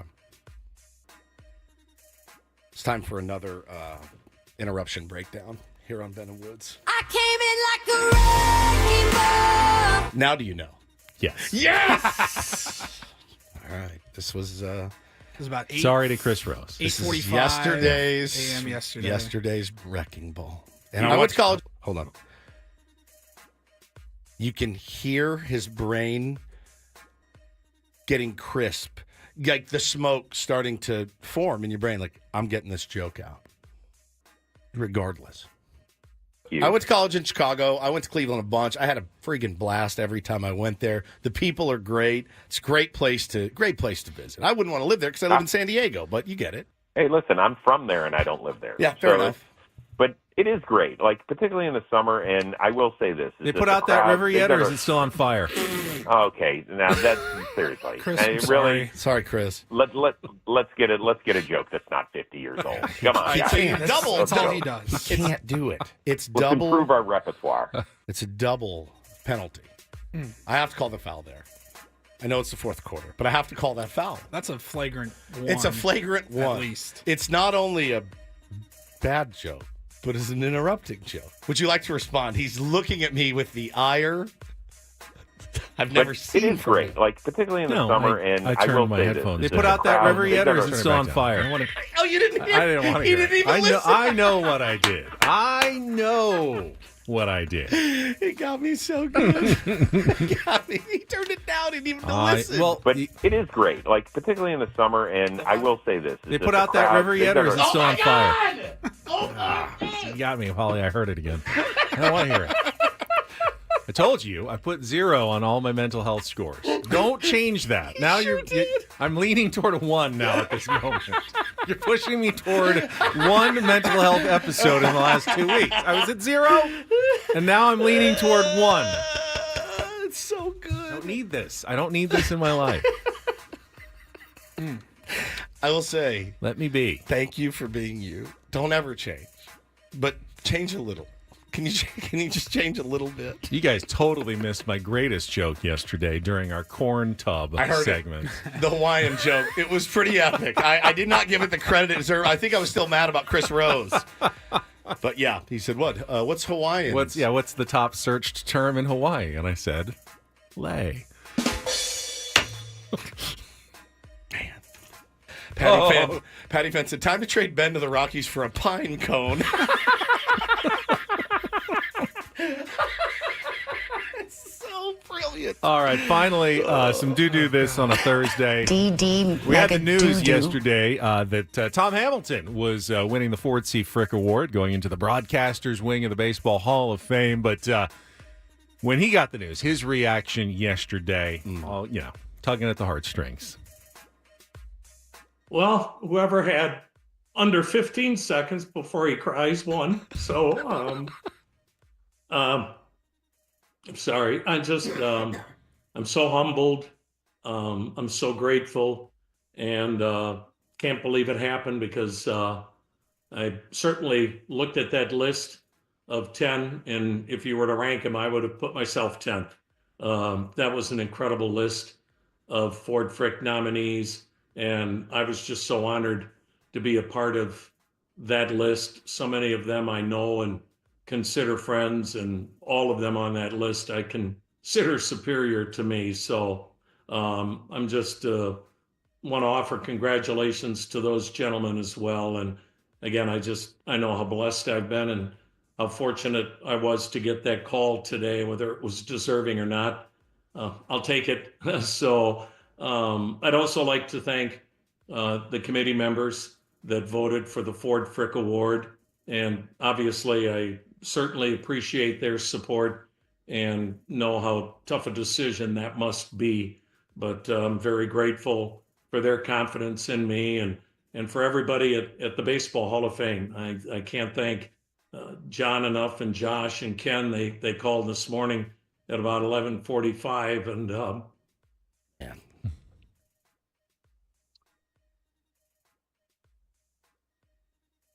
pretty special call. Man, it gets me.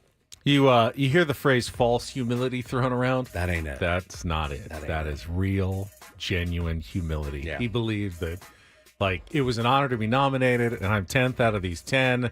Wasn't even thinking he was going to get a call. And So sweet. that's very cool. Very cool moment, and a little don't and do this for a Thursday.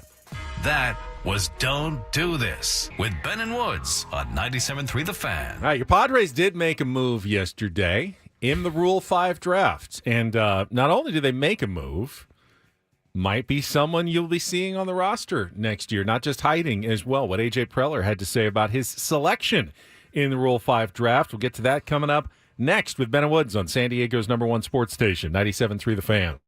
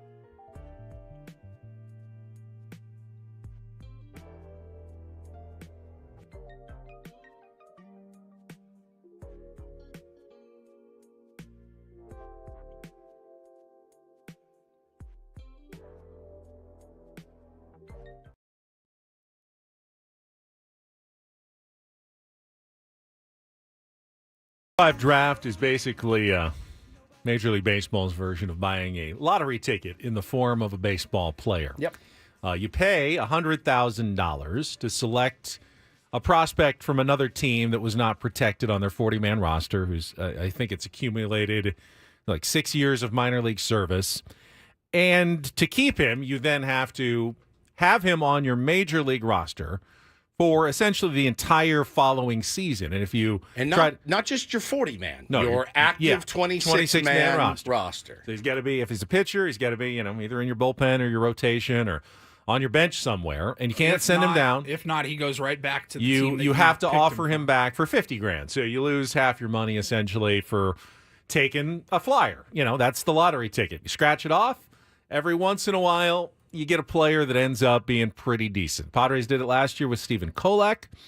Can't say that Stephen Kolek was a major contributor to the Padres, but a couple moments. He was good enough to be the last guy in a bullpen. Didn't he strike out the side with the bases loaded one time? Made a couple of innings, had a couple of moments, and made it through enough of the season before they put him on the injured list that they now control his rights. They can both use him or send him down to the minors this year. Well, A.J. Preller took another flyer on a lottery ticket yesterday, and we will talk about the move that they made in the Rule 5 draft right after this check of traffic on 97.3 The Fan. From the 97.3 The Fan Traffic Center, here's Kelly Danick. Traffic is sponsored by Viejas Casino and Resort. Still going to find some activity eastbound 52 near the Convoy exit. Apparently a crash and a bunch of construction barrels in the area, and they spilled some sand into the roadways, so they're having to bring in a sweeper to clear that. That's East 52 with the Convoy exit. We still have this collision on the coastline northbound 524 Oceanside Boulevard. Couple vehicles in the center divide and vehicle over to the right shoulder. The daily jackpots at Viejas Casino and Resort are on fire. Players have hit huge wins with bets as low as 50 cents. Check out their jackpot winning smiles on the Viejas Facebook page. You want to join them? Who knows? The next jackpot winner could be you. Viejas Casino and Resort. I'm Kelly Danick with Ben & Woods, San Diego's #1 sports station, 97.3 The Fan. This segment of Ben & Woods brought to you by Buffalo Wild Wings. Buffalo Wild Wings is football, and San Diego sports fans, head to your local Buffalo Wild Wings. Try their new maple chipotle sauce for rich maple sweetness and a mild, smoky chipotle heat. Or for a bit of kick, check out the new Cajun sauce with a rich blend of spicy and tangy peppers. Stop by your San Diego B-Dubs or order now for takeout and delivery with Buffalo Wild Wings. Go. So Padres used their pick in the Rule 5 draft. You don't have to pick anyone. You can just pass. Yep. They did for like 5 or 6 straight years. They just didn't select anyone. Yeah, you feel like when you don't select someone in the Rule 5 draft, we're in a really good place. They also had a year where I think they picked 3. Yeah. Yeah, that was a lot. When you pick 3 people off the Rule 5 draft. Luis Torrens and a couple other guys. Yeah. You go, oh, this is where we're at. You know you're not really competing. Correct. And you're just hoping to strike gold. Well, and you need bodies, basically. And you need bodies. So the Padres selected a right-handed pitcher named Juan Nunez out of the Baltimore Orioles system. And not a nothing pitcher. A guy was ranked as high as number 8, I think, in their prospect list from MLB.com, number 20 from Baseball America. And that's a really good system. Remember, that is a loaded system. So the fact that he cracked their rankings means people think fairly highly of him. So why was he even available? Yeah, not highly enough to protect, but yeah, when you have a couple of reasons. You can only protect, so many guys, Correct. and the Orioles had too many, and they had to leave a couple of guys unprotected. He also has some injury history and risk, and has only pitched as high as single A. What a jump. jump. It would be a pretty big jump. Now, last year at high A, he posted a 2.45 ERA.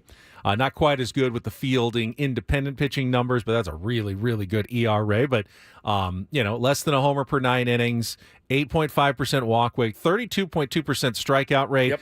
Good numbers. Now, Gets you're facing single A hitters, so Correct. you can't really translate that to the big leagues. Throws pretty much 93 to 95 or 6. Can get up to 96, 97. A good swing and miss sweeper. So, is this a guy the Padres could hide in their bullpen, and keep next season? Possibly, but that's not what A.J. Preller said. Here's what he told I believe, Sammy Levitt yesterday when asked about their pick of Juan Nunez in the Rule 5 draft. Yeah, we had a couple of Nunez's this offseason, in minor league free agency and now with the Rule 5. So, Juan Nunez from the Orioles system.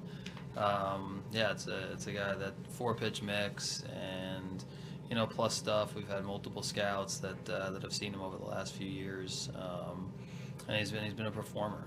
So I think checked a lot of boxes for us.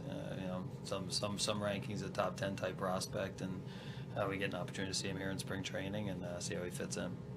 How do you characterize kind of what you've accomplished here? I know the moves haven't been there yet. What have you accomplished this week at the winter meetings?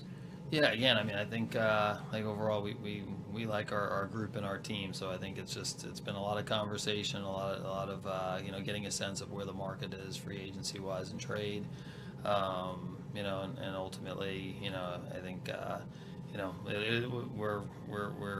definitely have a lot of things that we're able to do and could line up on. We'll see where it all takes us in the next couple of weeks. How much benefit could there be to maybe waiting until the new year, waiting for the market to cool down for some of these free agent prices and seeing what's out there back, closer to spring training? Yeah, it's again it always just depends. Each player's got a different idea of when and how much, and I think we have our valuation system on guys. So I think ultimately we'll. We keep making phone calls, seeing. Some guys go early, some guys wait. We've seen that in years past. I think we'll be prepared over the next couple of weeks. Got a better sense here this week on some guys we like, kind of how that process will work, and we'll be prepared at the right time to be competitive for certain guys. All right, so a little bit on Nunez and a little extra there from A.J. Preller. Not in that clip, but he did say yesterday that Nunez is a starting pitcher, and he is going to be given an opportunity to compete for a job in the Padres starting rotation at spring training. I mean, who's not at this point? You can always say anyone can feel like a team that is at the level of the Padres, coming off a 93-win season, can put a single-A pitcher in their starting rotation. I mean, he'd have to really impress, I would think, in spring training. But that's the role they envision for him, a chance to compete for a starter's job for the Padres.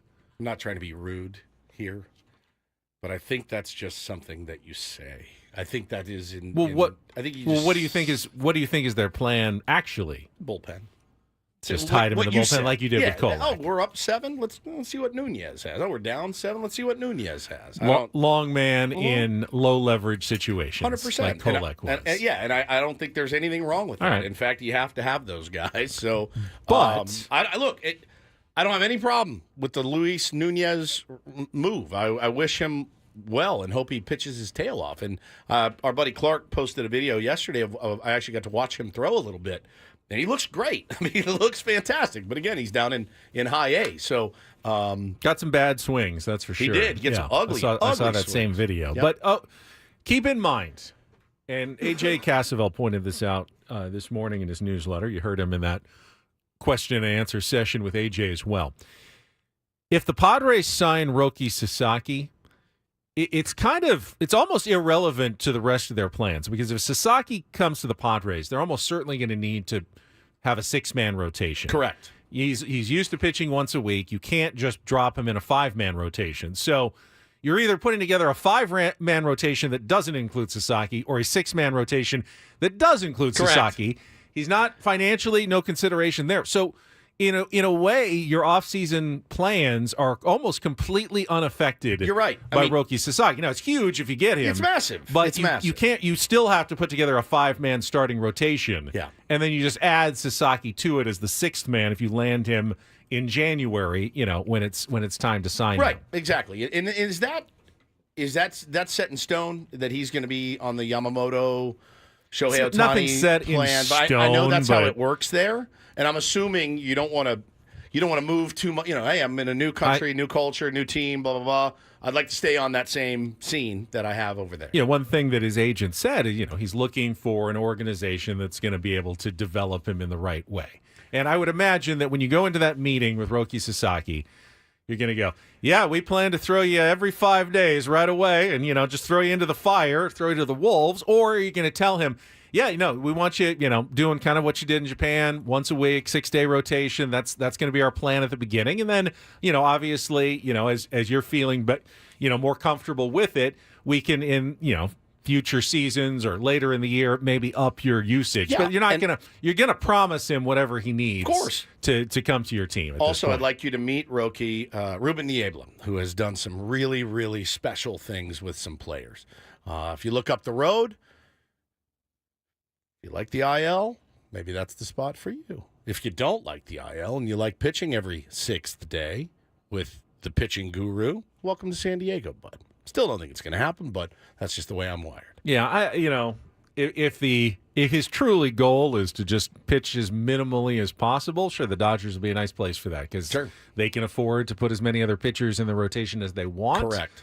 If his goal is to have an impact on a team, be a part of a rotation. Yeah, it's the Padres would be, I think, the right selection for him, and he's going to go through that process. And again, I don't know when the decision is going to happen, but he won't sign until at least January 15th. Correct. So we still have a month plus of waiting for that big day. Yeah, I guess I can't say I'm super surprised that the Padres didn't walk away, especially after seeing those, especially with pitchers. My God, as we talked about earlier, that arena is a really, really crazy and pricey arena, and you're looking around baseball at who's actually spending money, and it's typically the usual suspects. Am I wrong? I mean, the A's being the outlier because, they had a gun to their head from the commissioner's office that said, you have to spend some money. So they said, all right, we'll spend $68 million on Luis Severino. But for the most part, man, it's the usual suspects that are spending money right now.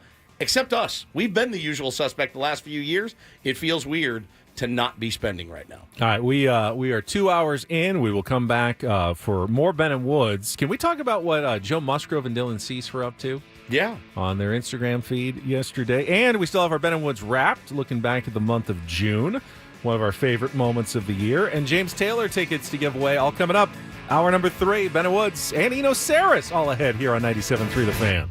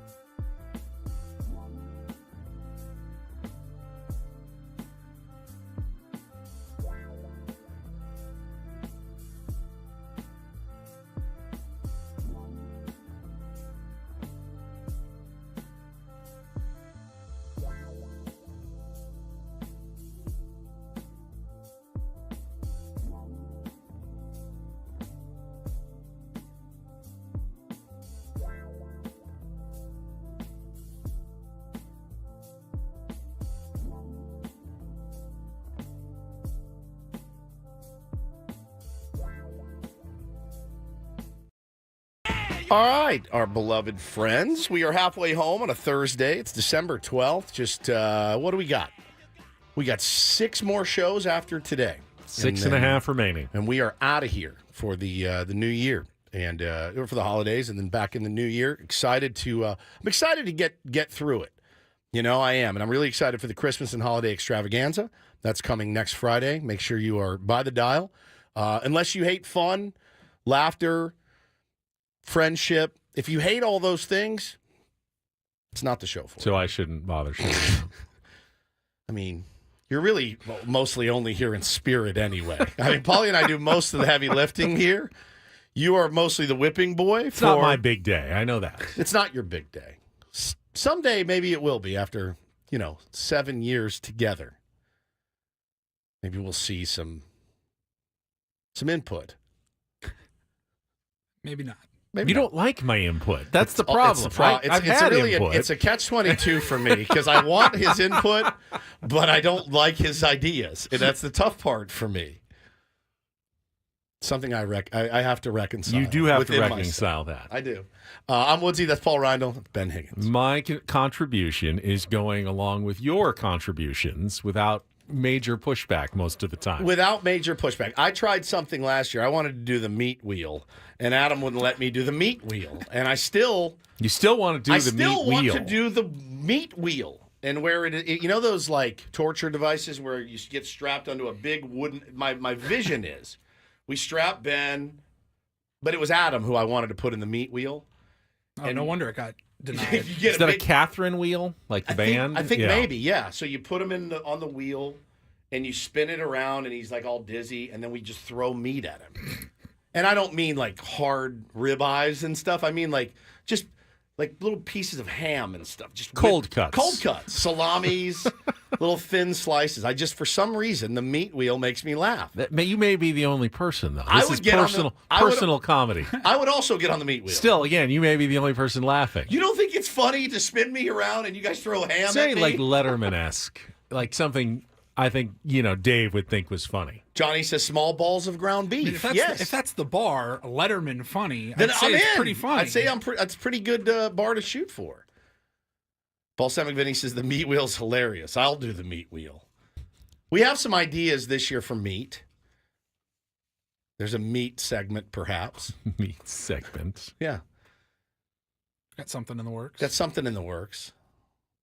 Yeah, I would really like to do the meat wheel, but it was kibosh. I got the kibosh from Adam last year. So anyway, those are the kind of. If you pitched it like that, you're going to be on the meat wheel, Adam. I can understand why. Yeah, for sure. Yeah, you'd have to be in some sort of like Speedo / banana hammock. Why? It's because it's funnier. That's funnier. Yes. Because you want the meat to stick. Because you're really hoping the meat sticks. Yeah, I just think it's funny. But I think ultimately the meat is just going to fall to the ground. It doesn't matter. It won't be as funny. I think it's funny to have tier ones and us throw meat at people. I just think that's funny. I don't know why. It's just been this like nagging vision in my head. Now, an idea, what you want to talk about right now, that's also something that we could potentially do. Absolutely. Under no circumstances. On the Christmas and holiday extravaganza. Will we ever do this as a bit? In no way. You wanted to involvement. I will contribute, and I will not push back on many things. I would push back so hard on this to the point that I would probably quit before I participated in what I saw yesterday. So who was it? Joe Musgrove, Dylan Cease, Brent Honeywell. Brent Honeywell was there, and I assume were they in Vegas? Somewhere at a big event, and they were at good seats, like second, third row, and it was, what do they call it? The slap fighting, the face slapping championship. You brought this to the table. I have no idea. All I saw was a picture of 4 dudes being bros drinking Michelob Ultra at the bar. That's all I saw. He said, Vegas. He did. They call it Power Slap. It's a competition where basically 2 people stand in front of each other and take turns, open hand, slapping each other on the face as hard as possible. So I think they were at UFC. They went to UFC, okay. and then I think that was like the opening. The opening. Yeah. The opening band. Unlike boxing, no headgear is allowed. Defenders cannot duck to avoid it's part of the UFC. blows. Okay. Even flinching is banned. Oh, God. Opponents are scored based on the amount of damage they inflict and how well they cope with getting slapped themselves. Paulie just put one in the chat, and That's the guy. the one. That's the one. Joe's Instagram. Oh, that's Joe. Okay. What's the powder that comes off the guy's hand? I think they chalk up their hands or something. For what? So it's not all So it's sweaty. not all sweaty. All right, slap me. No! lightly. No, lightly. no, Just no, as lightly. no. Like Yeah. What if you slap? I'm not going to do it. Nobody's going to I'm slap not going to you. do it. Go. No, I'm not Come going on. to do it. I'm not going to do it. Lightly. So let me tell you this. Anytime you slap someone else, you're going to then have to be slapped I'm not back. gonna slap you, I promise. I don't want to be I do slapped enough back. for you. I'm not going to. Oh, you son of a bitch. He hit me in the jaw. Where was I supposed to hit you? The cheek. I don't know how to do this. He got me under the jawbone. And it was quick, and I wasn't expecting it. You told me to do it. God. He did. Yeah, that was a weird slap. Well, I can't even slap myself without it like hurting badly. I am such a flincher too. There's no way, unless I was like strapped down and could not move, I would flinch. I would be the worst. You could offer me $20 million and say, if you just take one of those slaps One of those pro without slaps? flinching, one of those pro slaps, we will give you $20 million you're right doing there. it. I would want to do it. I could not physically do it. You would have to. I You would think no, you'd I would vomit flinch. from No, anxiety? I'd flinch. If you flinch, you don't get the money. And I would not be able to hold still. That dude no slapped chance. the fire out of that guy, man. I mean, $20 million. Yeah. Somebody I don't said- know. It would be tough to not flinch. Bro, you just close your eyes. You hold on to the thing and you close Do they your close eyes. their eyes? I don't feel You'd like they're have closing to. their eyes in the actual competition. You just close your eyes and go, this is going to suck for about 30 minutes. And then I'm $20 million richer. Man, the guy takes it and then wags his finger, His finger. at the other guy. It's God insane. Dang, dude. As you can imagine, this is a problematic sport. They do worry about things like brain injury and concussions. CTE is definitely a concern. That in is Power Slap. Dana White. This was his deal. I says it was actually. Adam says this was actually on TV. It was so bad, the ratings dipped that they took it off of TV. I can't watch. I can barely watch UFC, man. Yeah, it's tough. It's tough for me. I have a weak stomach. I really do. Is that okay? Let's analyze me for a sec. Hannah will walk in the room and go, "What are you watching?" And I go, fighting. Like two kids in school fighting. Like a YouTube video of like fighting. there's Twitter feeds. It's like best fights, and I'm addicted. And it'll be like, "What's up, dude? You did this to my girl." Two and then high school two kids guys in a that beat the cafeteria, crap. I yeah. can't get enough. I watch it for 45 minutes straight. I just go next. You put a UFC fight on, I'm like, like I don't know what's the difference.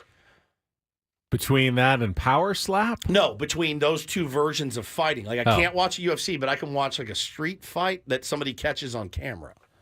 Seems like at least with the UFC, they're getting paid and they want to be there. They signed up voluntarily. Yeah. Yeah. They voluntarily wanted to fight. I don't know what it is, but I can watch those all day long. But I put on a UFC fight. I think it's also, you know what else? It's the kicking. When they do the kick to the shin, it makes my paunch just swell up, and I'm like, oh, I can't watch this. But you see some guy like, what's up, dude? Wham! And punch somebody, I'm all in. Now, I promise you, if Joe Musgrove texts and say, hey, I got an extra seat, you want to come with me, sit at the fight, you'd go with it. I'm going to say this. I'll say this. If Joe Musgrove texted me to do anything, I'd probably say yes. That is the one thing, if he said, I got front row thing to UFC, and it's not because I wouldn't want to go. It's because he would be like, "Geez, dude, you're kind of weak." Because I would be sitting there like I'd be a wreck. I think it's fairly obvious that most of the professional athletes we cover would find us very unimpressive. If they spent a lot of time with us. Okay, well, you know what? Let's do the flip side of that coin. Come on in here. Jake Cronenworth, Joe Musgrove. Here's a mic. Get after it. Get out. We're so dumb. We don't know. We never played. Do this I think Jake could come in and do a halfway decent show. for Oh, seven, yeah. seven I minutes. mean, the first day would be struggle. Yeah. But, give him some practice. Give him a couple reps. He'd be there. JH619 says, maybe reach out to some MMA fighters out here and take a leg kick. No. This is not Jackass. We'll do that at the extravaganza. This is not Jackass. That's something that would give me anxiety. My little skinny legs. Now, you would be a perfect fit for a leg kick. I don't even think they'd hurt you. You know, the bigger they come, the harder they fall. That's and true, hurt. but you have a lot more sinew. I mean, if I bang my shin on something, it's still utter agony. Yeah. Dominic says Jake will come in. Shout out Michigan. Shout out Wolverines. Shout out everybody. Shout out my fiance Brooklyn. Yeah, he got 4 minutes in it. Yeah, those guys are bros, man. They went out and they did their thing and they went to the MMA fights, and more power to them. I think it's great. I think it's great for them. Good bonding experience, whatever. It's not for me. That power slap though It is gnarly. something, dude. It is Brandon gnarly. says if Musgrove asked me to go see Morgan Wallen, would I go? No, that's two things. I probably wouldn't go to Joe Musgrove with. Nope. Keep watching it on our YouTube stream. Yeah, it is. It's really something, dude. Oh God, he slaps the. They have a catcher, so a guy behind stands him. behind the person who's about to get slapped. I'm assuming if you lose consciousness and just fall like straight to the ground, that he's supposed to catch you like a trust fall. Yeah. Like he's your trust fall guy. If you black out when you get slapped in the face, he's there to catch you as you fall. Yeah. Any sport that needs someone to catch you if you fall unconscious is an extreme sport. It's tough, dude. It's tough. I have a lot of respect for I did that boxing gym for a long time that I really liked, Art of Eight, and there was a professional kickboxer MMA guy that trained in there. I've never seen anything like it. Never. I've never seen anybody punch harder, kick, be athletic. I have an ultimate amount of respect for them. I just can't watch it. It's just not something I can physically watch without getting nauseous. Balsamic Vinny says, do that tortilla slap challenge. What is that? We saw it. We talked about it before, where they take a tortilla and slap people in the face with it. And obviously, that's not going to do any, permanent damage. But that's the pain that I really hate. The stinging sensation, like of the actual slap. Oh, I hate that. I hate that so much. How many times have you been slapped in your life? I don't accidentally. Accidentally? I don't think I've ever been accidentally slapped. Slapped before? Hannah's never gotten me.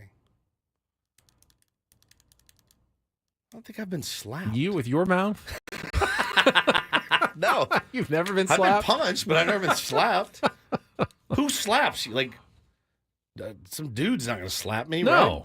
Have you been slapped female, by I a would think. woman? Oh, no. Oh, boy. Ben's like, I hate that feeling of being You slapped. didn't make a crass comment and got slapped in the face? Sure, I Apparently did. you Like on a have. sitcom? Apparently you have. It all comes out. I bet it doesn't feel good. I wouldn't know. Gnarly. All right, we're going to take a timeout. When we come back, we turn the clock back to June for our Ben and Woods Wrapped segment. And Bo Woods is going to make an appearance today. Little angel. This was actually one of the more fun moments So we good. had in the year. Very impressive. We're also going to give away some tickets to James Taylor in concert, and then bottom of the hour, Eno Sarris will join us to help wrap up baseball's winter meetings, talk about the Padres maybe converting his favorite stuff guy, Adrian Morejon, to a starting pitcher. All that coming up after a check of traffic on 97.3 The Fan.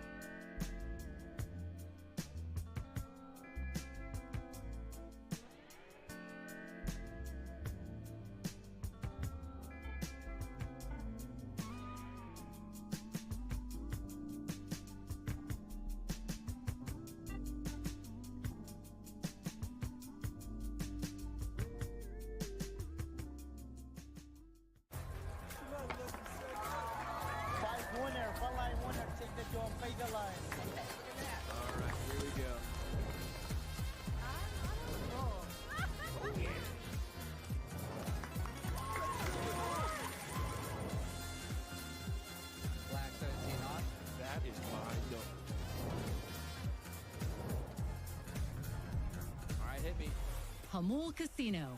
Fun above all else.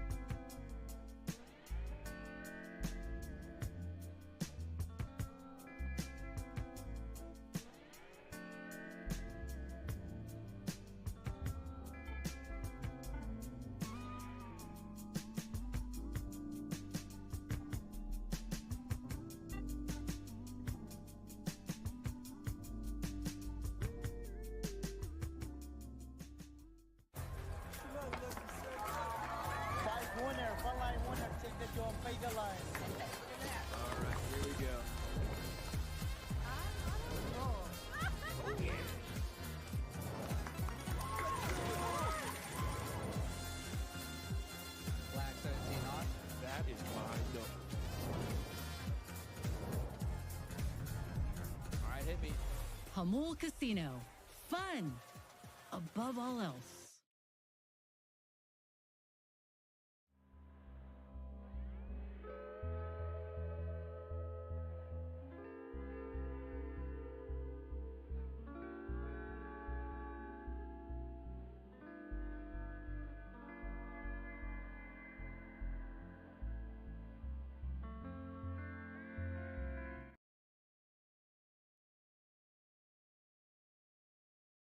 I want to thank our Sammy Levitt again for his outstanding coverage the last few days.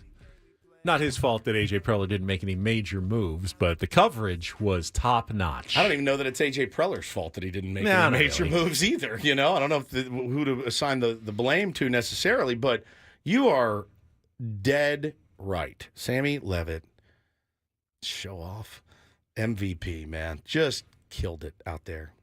Is he back? I don't know if he flew back last night. My guess would be that if he wasn't going to be on today, Adam would want him to fly back to save a hotel night. Yeah, oh, definitely. So I'm assuming he came back. Hey, can you rent a car, actually, and drive back? Can you catch a ride with probably someone? More expensive, actually, at this point. Like, checkout was probably 10 a.m. yesterday. Sammy still had business to take Yeah, care that's of. what I was worried about, too. Can you just bring your carry it around? Can you with bring your luggage down? They'll usually watch it behind the counter if you just leave it there. I mean, it's just smart. It's smart business traveling to not pay for an extra hotel night if you don't need Sammy's it. like, I can rent a locker. And he's like, can I get reimbursed? Fine. Okay. For $3. Adam playing blackjack is still one of my favorite bits of all time. Hit me. Double down. Can I split those?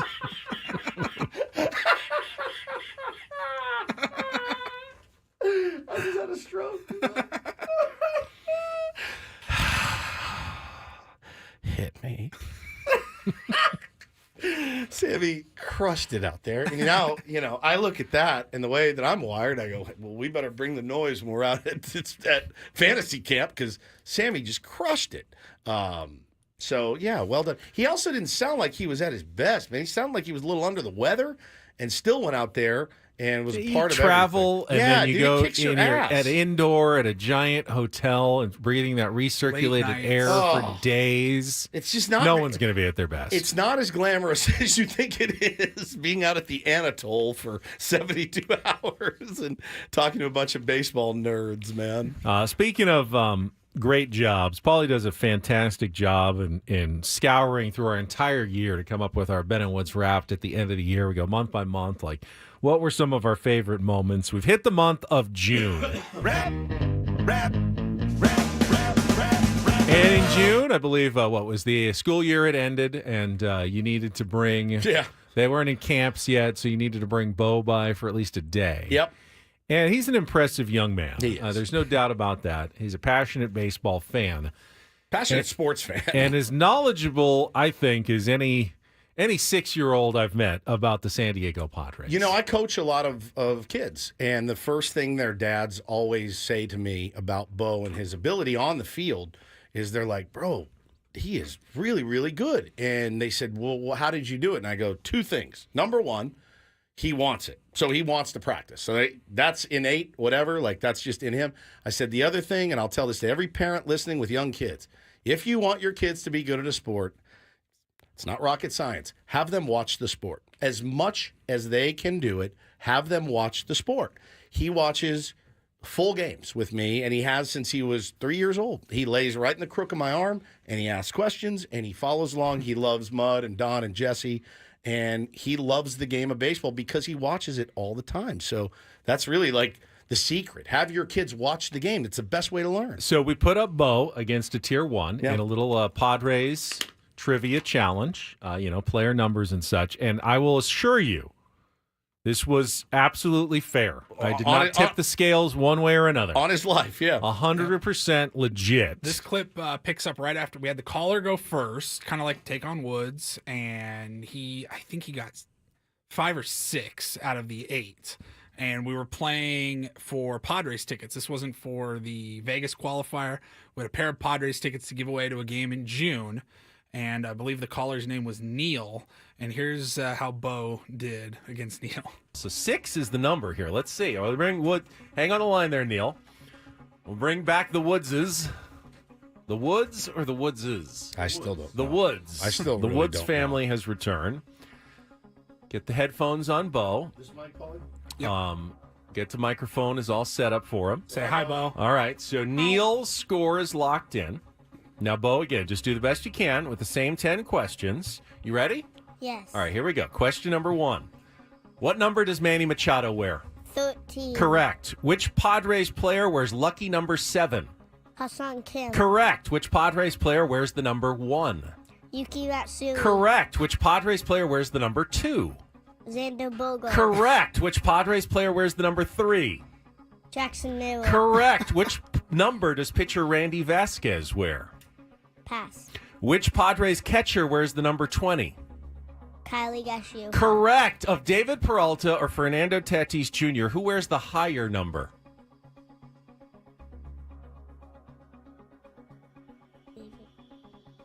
David Peralta. That is correct. Which Padres player wears the number 84? Dylan Cease. Correct. Which Padres player wears the same number Blake Snell wore last season? Luis Suarez. Yes! Bro, he smoked Neil. 8-6, Bo. is our champion. Neil, you know what? I don't want. Let's give him the tickets anyway. You give him to Neil? Yeah, Is that let's okay give with him to you, Neil. Bo? Just for playing. Can you want Neil to have can the Neil tickets have your anyway? tickets, please? Even though he lost? You get to go to Yes. games with your dad. All Look right, at Neil. you. You're on the air with Bo Woods. If you want to congratulate him, go ahead, Neil. But he got you today. Congratulations, Bo. Well done. You spanked Thank me. you. But just for playing, Neil, Bo's going to give you his tickets. Look at now that. You gave him your to the ticket. Padres Neil, game just hang on the line for for a tomorrow. minute. So for tomorrow night. generous. So Neil, hang on the line. What a kid, man.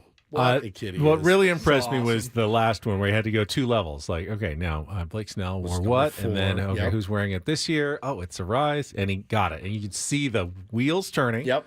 And then the light going off in his head as it happened. It's so funny too because that was just last June, and his voice has changed so much in a short amount of time. Tears in my eyes listening to that. Now and he watching sounds it. like this. What up, Dad? Sandra Bogarts. Yeah, Sandra Bogarts. So sweet, so sweet. I remember when my oldest his voice actually changed. It's so weird. And you know, he had his phone, and he still had the old message, like with the the kid voice. Yeah. But his real voice then sounds more like me now. Yeah.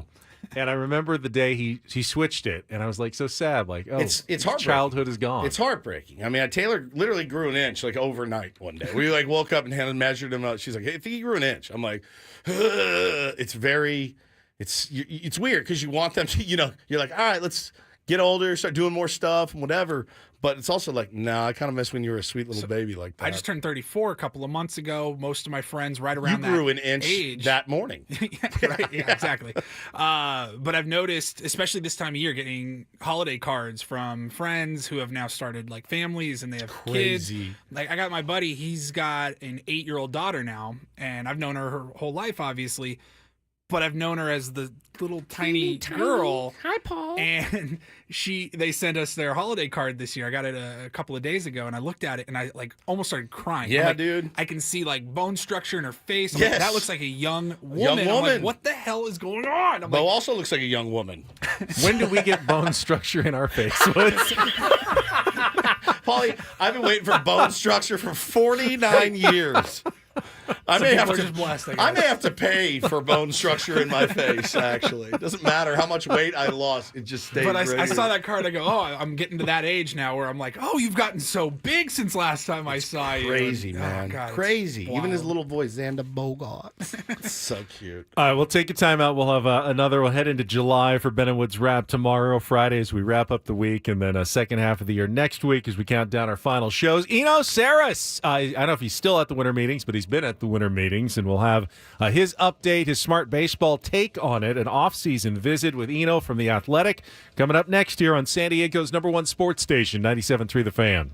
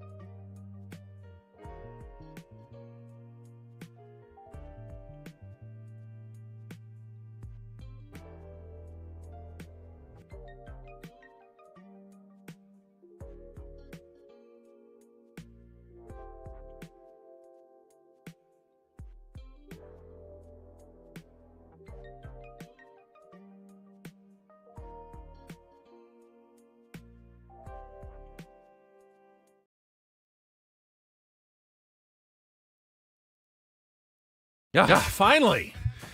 I got the call, like, Eno's ready to go. Let's get going. And then, of course, Black Betty comes on, and I broke the rule already once. Yeah, we had you 7 years of bad luck. You don't talk over Black Betty. No, ever.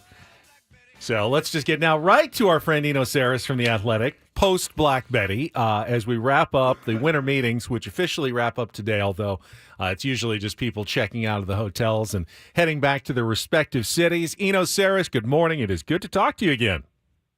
Yeah, good morning, guys. I'm burnt to a crisp. As you always are at the end. I wondered, man, like when Paulie goes, I heard back from Eno, I went, oh, yes. And then I went, oh, man, it's probably the last it's probably the last thing I'd want to do is talk more baseball with a bunch of morons, but I can't tell you how much we appreciate it, dude. And I know you're my favorite moron. Thank you, man. You're our favorite. You're like our favorite guest too, so well, how did it go out there? It certainly was no shortage of activity for, the usual suspects in a lot of cases. Yeah, it was taxing on the voice. Was potting, through it all, and there was so much to talk about, and the late nights didn't help. But yeah, no, it was it was a lot of fun. I think that the Juan Soto deal happening on Sunday the way it did really unlocked the rest of the winter meetings. It was one of the more exciting winter meetings I can remember in recent history.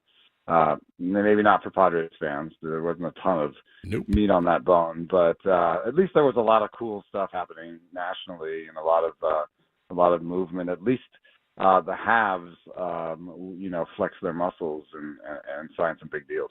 After dead winter meetings last year, other than the Juan Soto trade, what do you think is sparking this? Was it Scott Boris's failures last offseason and a change in strategy, or do you feel like it's just kind of the circumstances and the dominoes and how they happen to be falling this year?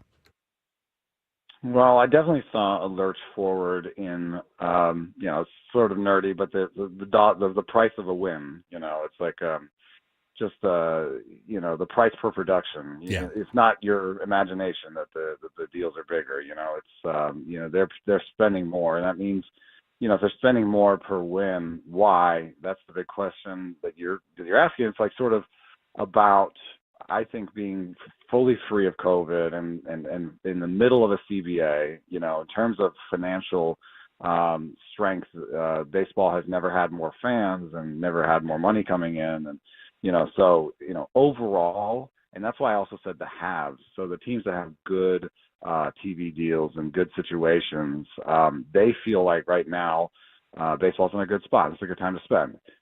So we're seeing inflation, and dollars per win are up to about maybe $12 million per win. It was like $9 million 2 or 3 years ago. So maybe it has to do with inflation, generally, in the world. So for whatever reason, that's what's happening. But I also think there's an undercurrent of the have-nots being pretty quiet. The teams that are losing their local TV channels, they aren't necessarily the ones signing Max Fried and signing Juan Soto to these huge deals. So it may look like overall the sport is super healthy, but there are still some pockets of question marks about what's going to happen in a post like RSN world. Like, what are we going to do once Bally's is gone or whatever, And I think maybe some teams are feeling like, well, MLB is going to run it. We've seen them do it in a couple places, and it works out okay. So it feels like a little bit, talking to Eno Sarris here on Ben and Woods, the teams that do have those big deals, the teams that are, flush with cash or can withstand the punches, are saying, yeah, great time to strike, while teams like the Padres are in a bit of a chokehold. Obviously we've made some noise the last few years, and good time to strike and then you got your usual teams like Seattle, like how they're not spending money on offense. Exactly. It makes me insane. The one I wanted to ask you about, and I did a little mini rant on it earlier. I was watching MLB Network yesterday, and they're talking about, well, Kyle Tucker is going to be shipped from the Astros, and it breaks my brain, It breaks my brain. Houston is the 5th largest market, I think, in the country. They've won championships.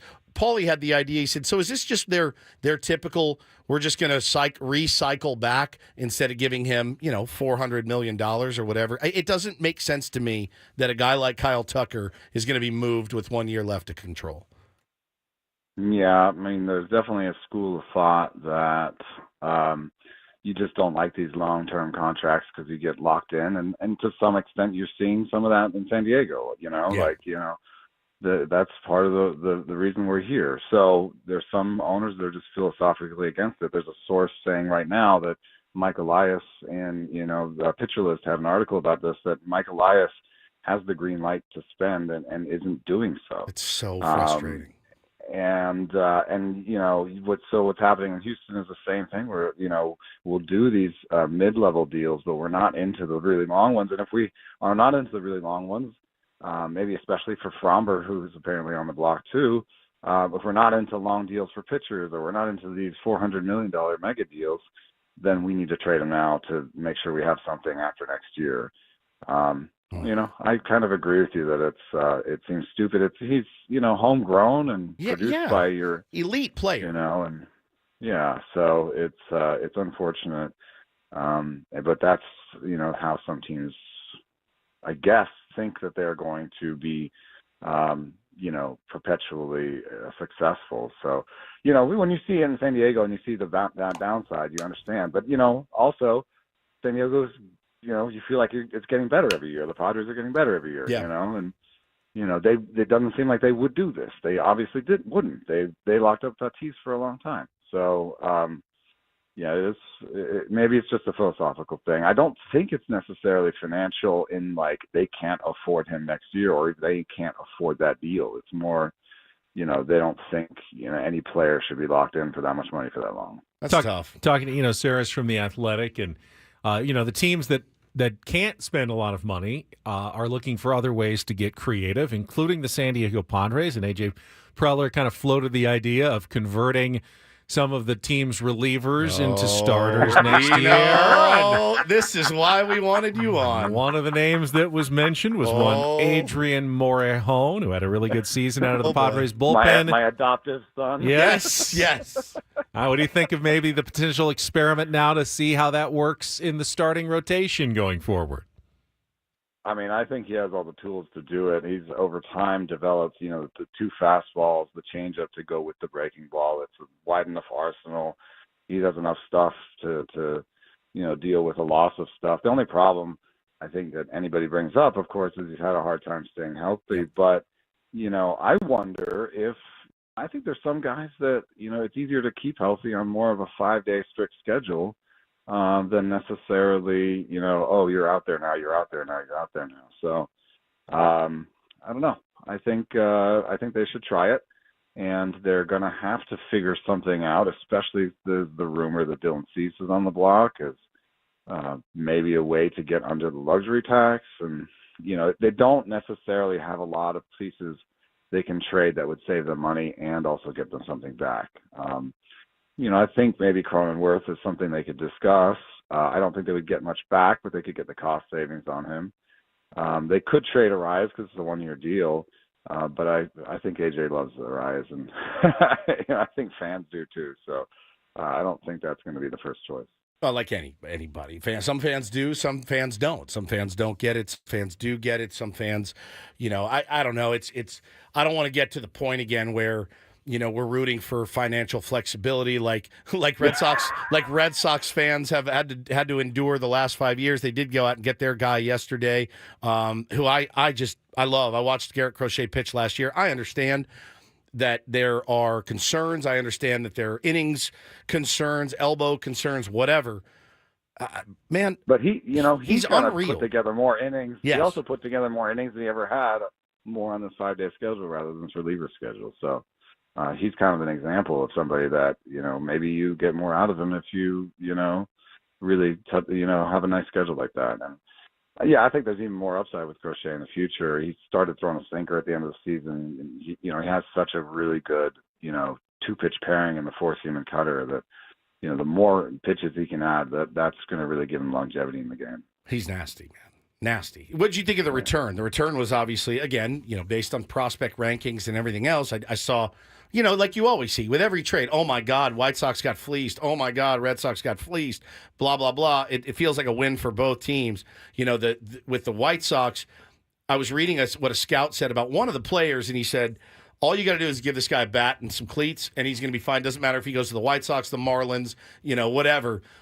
He's that might be an important part of it. that's kind of what I thought. But they said, one of the guys was can't miss. They really liked the catcher that they got back, Teal, I believe his name was. But for you, that's 4 top prospects. But they still didn't give away their best 3 prospects in Boston. So that anytime you can do that and get a pitcher like Crochet, that's what I look. AJ Preller's been great at doing that. Yeah. It did have sort of some of the makings of an AJ Preller deal. Braden Montgomery, maybe the prospect you're talking about. That's the one. I got to see him at Stanford for a couple of years, and he was a big fan. My kids were a big fan of his, and just a really athletic guy that I think is, maybe we don't know if he'll reach the ceiling, but the floor should be at least a regular. And that's important. They need players. Yeah. And if they're not going to get one of the top prospects, they should get guys that are closer to to making it and being productive. So, one of the rumors one of the things I'd heard was that, the Padres, the Phillies had put forward a package that was headlined by a shortstop, and Justin Crawford. Justin Crawford is a really polarizing guy that some people think it's no way he's going to make it, and other people think he's going to grow into his body and be, kind of a 5-tool guy. So, the one thing that kind of caught my eye was that the headliner of this deal for Crochet is if a catcher, after they got a catcher for Giolito, maybe that doesn't matter. You can never have too many catchers, but we barely have any. If I had the choice, yeah, right. You guys had none. I would, if I'd had that choice though, I might have taken if they were all equal, I would have taken a package head by a shortstop. They can either be the shortstop or be an elite right fielder or, whatever. As we know, yeah. Always been like, let's have 10 shortstops and, eventually we'll have none. Last thing for me, Roki Sasaki's no longer a hypothetical. He's coming, and based on what Joel Wolf said at the meetings this week, I am at least cautiously optimistic and excited that San Diego is definitely a place he could be coming to. What's your evaluation? I mean, we've heard the breathless takes on his stuff and his splitter and his velocity and his movement. What do your numbers kind of say about the kind of pitcher you think he's going to be wherever he does end up landing? If you look at a 3-year history of his strikeout minus walk rates, he'd be the best Japanese pitcher to come over at any moment. He'd be better than any of the ones that came before. The one thing is that's a 3-year snapshot. He took his stuff, maybe due to injury, took a downturn last year. That would push him all the way by strikeouts minus walks down to like 2nd or 3rd all time among Japanese pitchers. So he's still really good. It's just there are some question marks because he used to sit, we saw him sit in the WBC, sit like 99 miles per hour, literally. And now he's sort of already down to maybe 97, 96 plus. Still pretty good velo. But it does highlight some questions about his durability, his health, what his current state is. And maybe that is a little bit of a window to differentiate yourself as the Padres team away from the Dodgers, because right now the one sort of thing that doesn't work in LA is keeping their guys healthy. And if he sees that, then maybe that's an opportunity as well as his relationship with Yu Darvish. So. Because we need someone to replace Joe Musgrove, who's hurt. So perfect. Yeah, but at least San Diego isn't like, oh yes, we're the most hurt team. No, that's true. Correct. That's true. We have an entire rotation on the IL at all moments. Maybe an IV, some fluids. Yes. Take care of yourself the next couple of days. One of your famous sandwiches. Yeah, you know what to do. Yeah, salt and water. That's right. Appreciate it. Take care. Thanks, buddy. Thanks, guys. Eno Sarris from The Athletic on the tail end of the winter meetings. Feeling it, obviously, but appreciate him joining us. We'll wrap that up quickly after traffic here on 97.3 The Fan. From the 97.3 The Fan Traffic Center, here's Kelly Danick. Traffic is sponsored by Scratchers from the California Lottery. Give the gift of play this holiday. Collision in the East County, westbound 8 past Los Coaches. Those vehicles are in the center divide. Also West 52 before the 15, two-vehicle accident over to the right shoulder. Cordell and Cordell traffic cam shows a collision and clearing stage on southbound 15 just before Via Rancho Parkway. If you're looking for the perfect gift, give Scratchers from the California Lottery. With so many to choose from, you're sure to find the right gift for anyone on your list. Give the gift of Scratchers from the California Lottery. A little play can make your day. I'm Kelly Danick with Ben & Woods, San Diego's #1 sports station, 97.3 The Fan. So Adrian Morejon's agent is Dan Lozano, but honestly, it could be Eno Sarris. 100%. And let's be honest, probably should be. It really, I mean, I don't hear Dan Lozano on this radio station extolling the virtues of Adrian Morejon. I do hear Eno Sarris. On a weekly basis during the season. And listen, if there's one guy I trust, I mean, honestly, like if I have a question on a player, that's the guy I go to. The guy knows everything about all these players, and he speaks it in such a way that even morons like us can understand it. And that's why I will always love Eno Sarris. Now, keep in mind, Adrian Morejon is in his final year of control. He's not expected to break the bank arbitration-wise around $2 million, I believe. In fact, he already signed it, I think. He's good to go. Yeah. But I think he's a free agent after 2025 as well. So if you convert him to a starter and it works out really, really well, guess what a left-hander who throws, 97, 98 with great secondary pitches, who had a really good season starting, is going to cost on the open market next offseason, given the price tag we've seen some of the pitchers this year. Yeah. Could be the next Garrett Crochet. Yeah. It's that's the good and then the drawback of converting Adrian Morejon here. You might not be able to afford him. You want to extend him now. You would have liked that development to go a little quicker. I mean, do you want to think about extending him now before you convert him into being a starter? I think it's a thought. If it works out, you have made a really savvy move in advance. He's betting. And if it doesn't, you're probably overpaying for a reliever for the next 4 or 5 years. Yeah, and he tells you, no, I want to bet on myself. Okay, great. And if he says, no, I'll take the security of a, $10 million a year deal for the next 5 years. All right, fine. See what we can get. He had his signing bonus money, which is pretty good if I remember. Yeah, it was very good. Not rest of your life sort of stuff. So he's looking for his big deal. They didn't even think of that part of the equation. All right, we'll come back. Reindl Report, Bill Belichick, a polarizing decision to go to North Carolina, and more coming up here on Ben & Woods.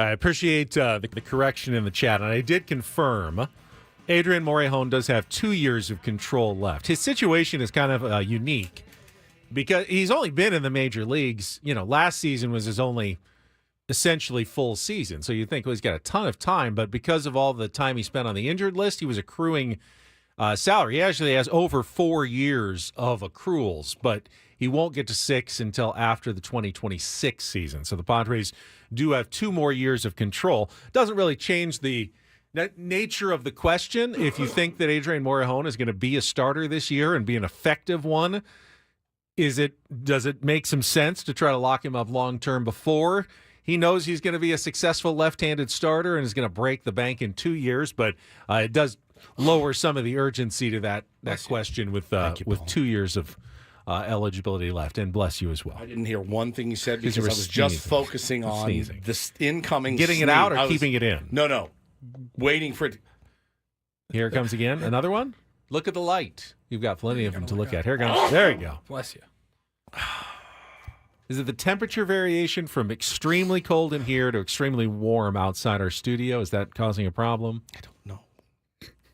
I got my flu shot yesterday, You did? but I feel okay. Why did I break out in hives at 3 o'clock this morning also? What is happening to me? Is this the end of Ben? Psychosomatic. Is it time for Ben and Paul? Am I going on the IL? Again, for a long time. Hopefully not.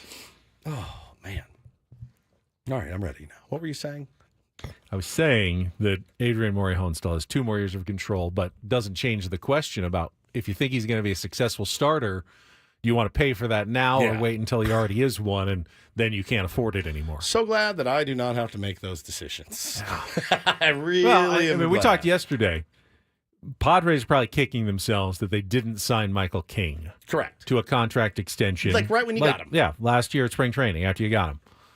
He was probably more amenable to what would look like a team-friendly deal. Now, not much of a reason for Michael King to sign a long-term contract for anything less than market value at this point. Yeah, maybe a little discount for this year, but otherwise, he probably wants to play out this season and be one of these guys like Corbin Burns and Blake Snell and Max Fried who are hitting free agency next year and getting just an insane amount of money. And he's not even, his age, he's going to be primed for free agency, in the off season.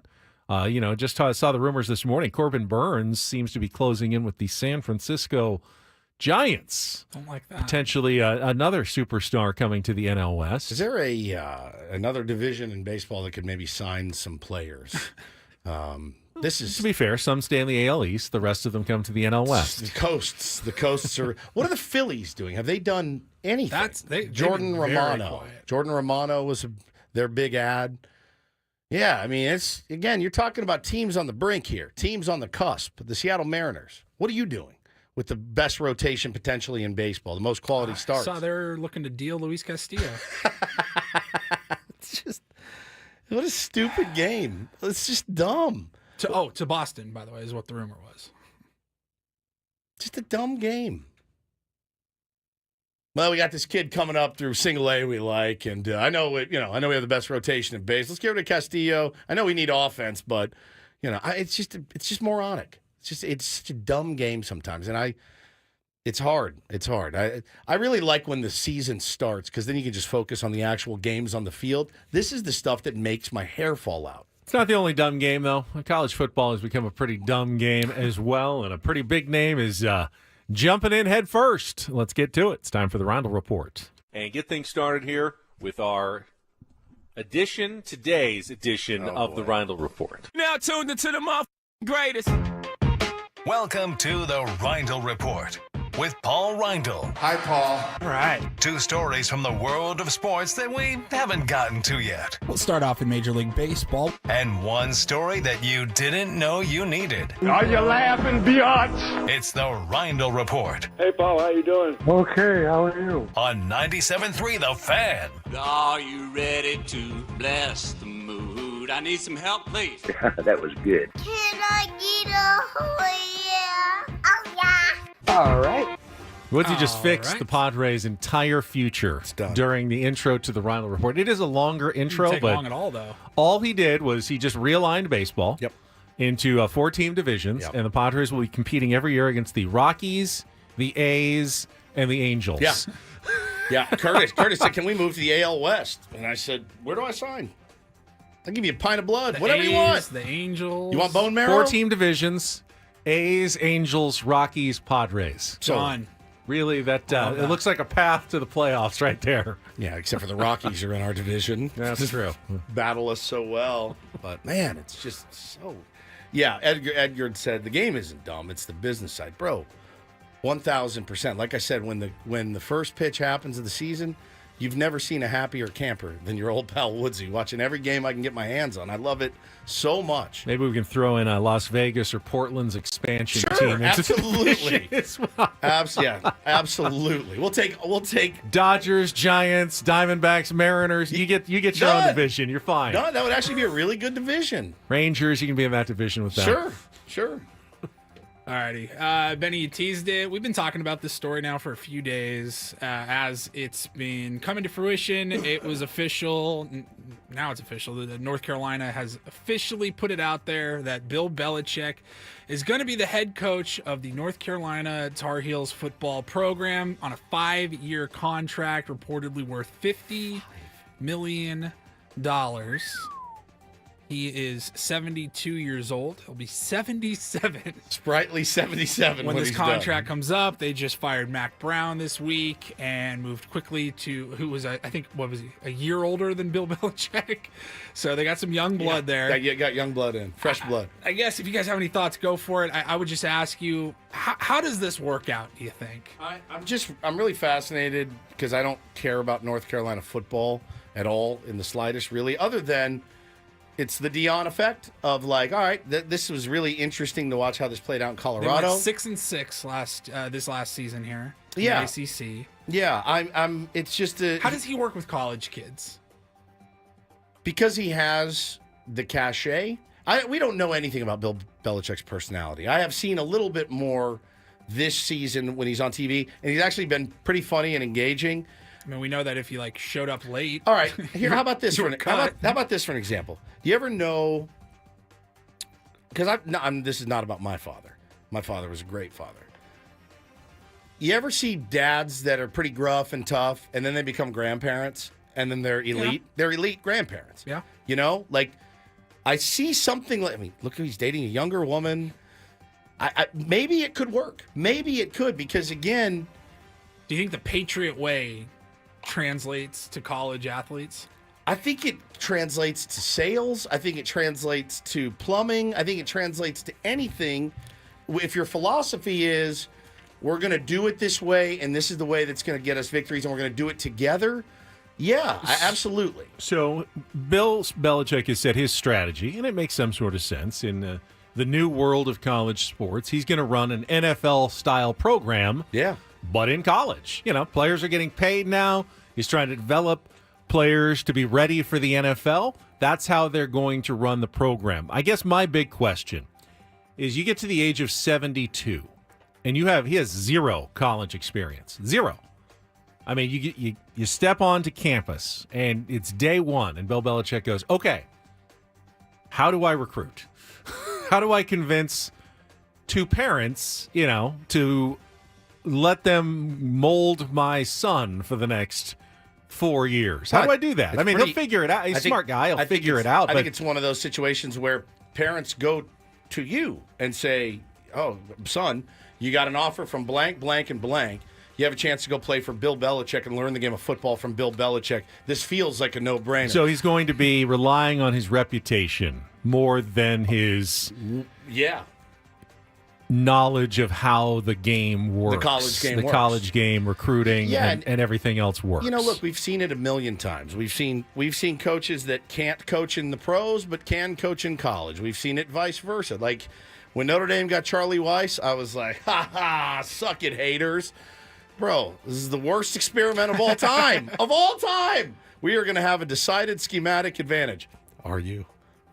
You still have to get players in there. Yeah, you can be a genius in football and run a hugely complex system, but if you don't have players who understand how to work it, and they're not professionals yet, that could be a problem. So at the end of the day, Paulie, your question, the short answer is, I'm fascinated to see how it works. I really am. It's kind of jarring to actually see it, when it was officially done. Yeah. You're like, wow, he's really doing. It's not like he's not going to Ohio State, or one of the blue bloods of college football. He's going to UNC. Like, it's very bizarre. He'll have a great staff. They'll be well versed on how the college game works and what he needs to do. Do you think he wanted to get back in the NFL? Like, there's going to be coach. There already are coaching jobs available. I feel like if he wanted to be couldn't in the you NFL, waited 2 more weeks, 3 more weeks, whatever? But I feel like if he wanted to do that, he would do it. So I was reading Seth Wickersham's piece in ESPN, and apparently no one really there was no matchup between a job he wanted and a job that wanted him. That's fair. There's probably a couple of jobs that wanted him, but he didn't want those. There were a couple of jobs he wanted, like the Bears job, but they didn't really want him. They're going to stick with. Oh, they fired Eber. They did, but they're looking for an offensive coach for Caleb Williams. Makes sense. And not a defensive coach. So he said, I think college is the best way to go. Cool. I'm excited to see how it works out. And, our buddy Jordan in North Carolina, he's like, I'm jumping on the bandwagon of NC football now. Can you buy a sleeveless cutoff hoodie in light blue at this point? I'm sure you can. If not, you make it yourself. DIY. All right. This is some fun audio here. It's sports-esque. Yesterday, I spent a good chunk of my afternoon putting together some station promos, as the station imaging director tends to do. You hear them every once in a while throughout the day, Monday Night Football matchups, stuff like that. Had quite a bit on my plate yesterday as trying to jump out ahead a few weeks so I don't have to do this during the holiday break and all that. So we got, the Christmas doubleheader, NFL, we got Army Navy this weekend. So I'm making all these promos, and maybe you remember this. Maybe if you're a new listener, you don't have any idea where this is going, but we have the voice guy. Voice of God. The voice of God, the station voice guy. And you hear all the promos, and it's got the production and all that, the music behind it. But when it's just the isolated voice of God, I don't know why. I think it's funnier. I think it's even funnier when he curses, which I got a couple of those here from his outtakes.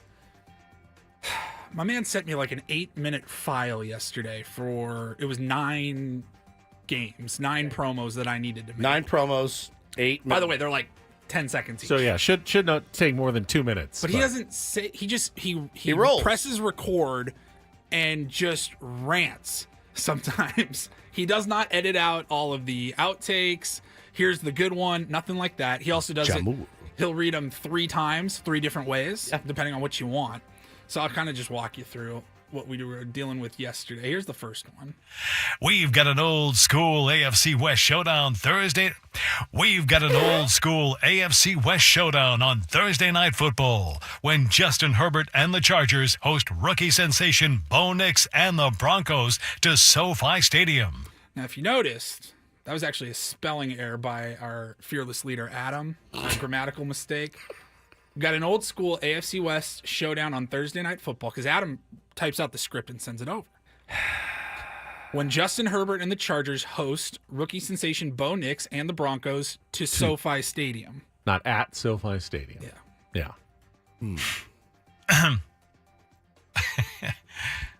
At SoFi Stadium, or welcome them to. Let's do at SoFi Stadium. So he caught it. We've got an old school AFC West showdown on Thursday Night Football when Justin Herbert and the Chargers host.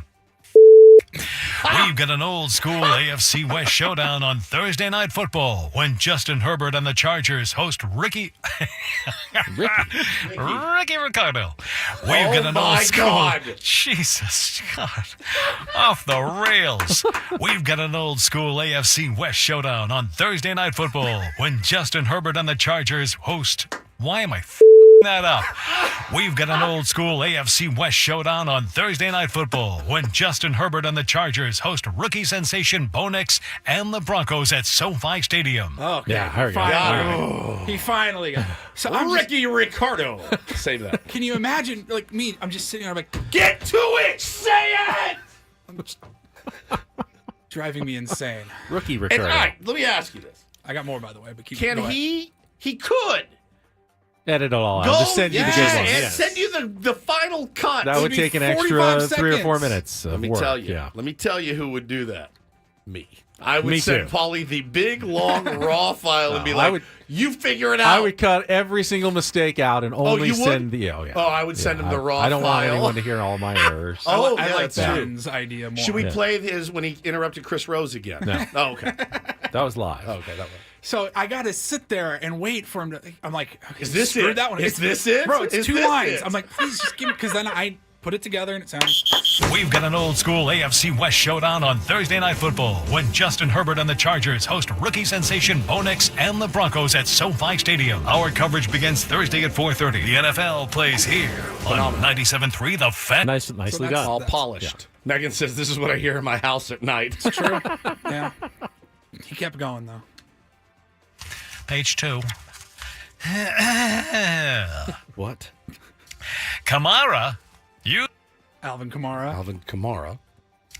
Kamara, you say Kamara, I say Kamara.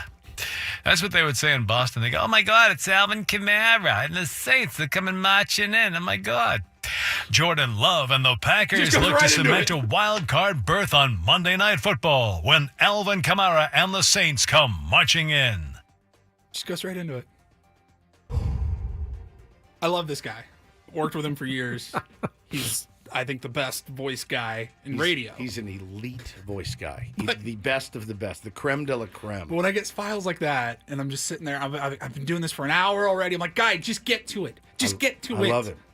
Wanted it. I'm glad he does. You say Kamara, I say Kamara. That's what they would say in Boston. They go, oh my God, it's Alvin Kamara. doing And the bits. Saints are coming marching in. Oh my God. What are you, a Southwest flight attendant? Like, God. So amazing. I need to know, is he married? Does he have children? What is his wife like? What does she do? Does she think he's insane? Is he insane? Kamara. Kamara? Is he in Boston? I don't think so. That's what they would say in Boston. They go, oh my God, it's my Alvin God. Kamara. And the Saints are coming marching in. Oh my God.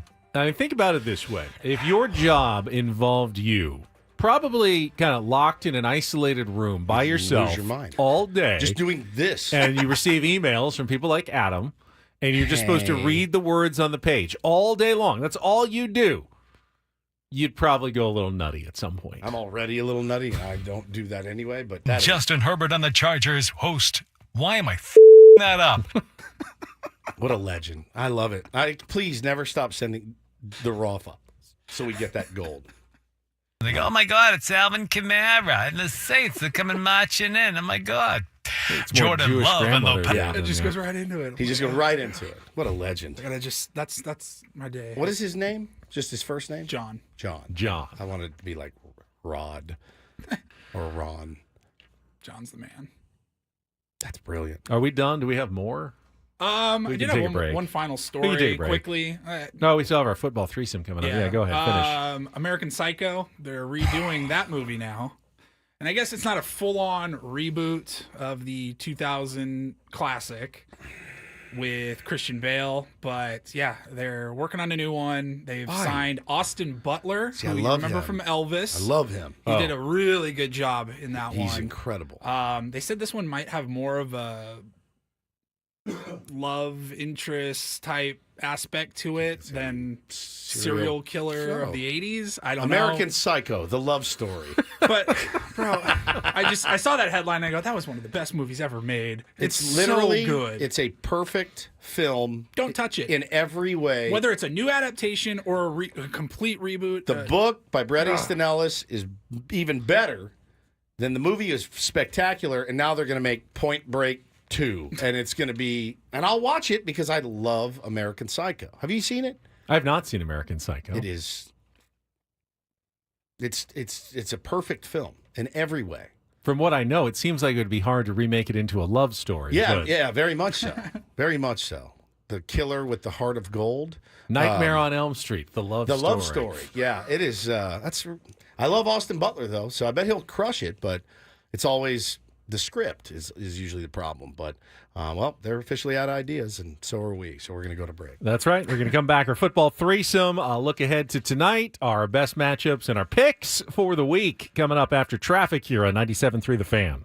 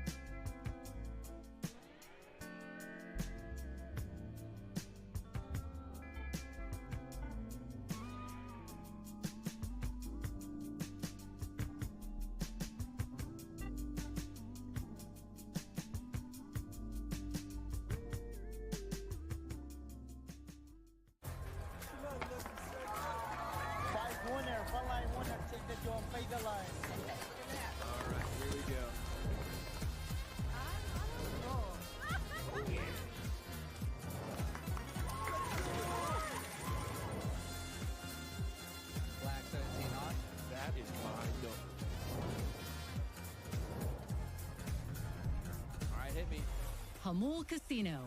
Fun above all else.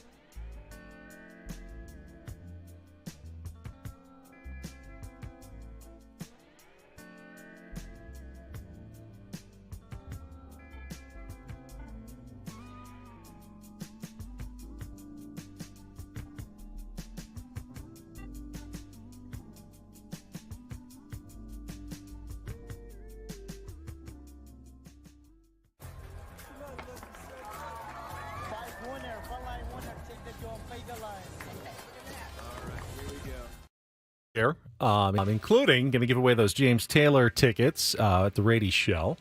Got a discussion of remake movies going on in our YouTube chat, and right now it is time for our football threesome.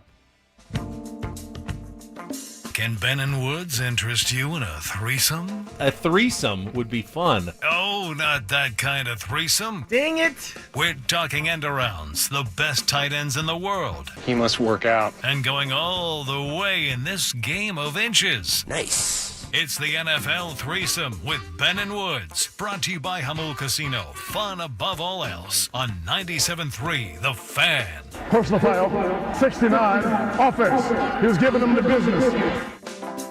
All right, our threesome consists of a look ahead to tonight's matchup here on 97.3 The Fan, our best matchups of the week, and then us each making a pick against the spread. And we'll start tonight at 5:15.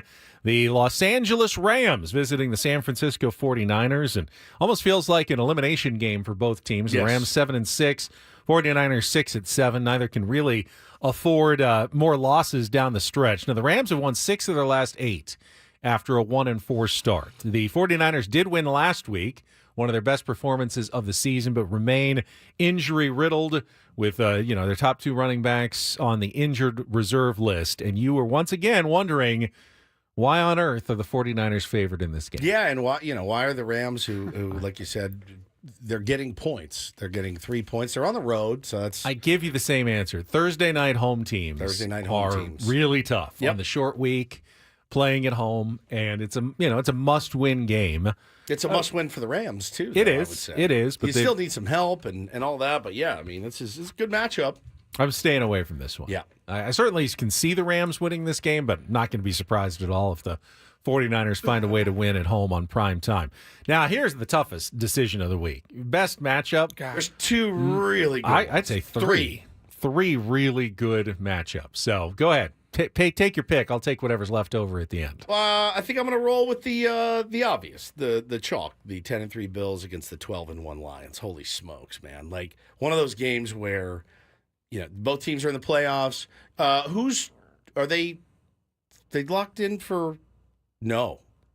What's the? The Lions have to stay ahead of the Eagles for home field advantage. Yeah, Eagles are 11-2. They're taking on the Steelers. The Bills are the Bills are trying to keep heat on the Chiefs. Now they lost last week, which puts it tougher to catch them. Remember, they have the tiebreaker because they did beat the Chiefs. So, it's a big game in terms of playoff seeding.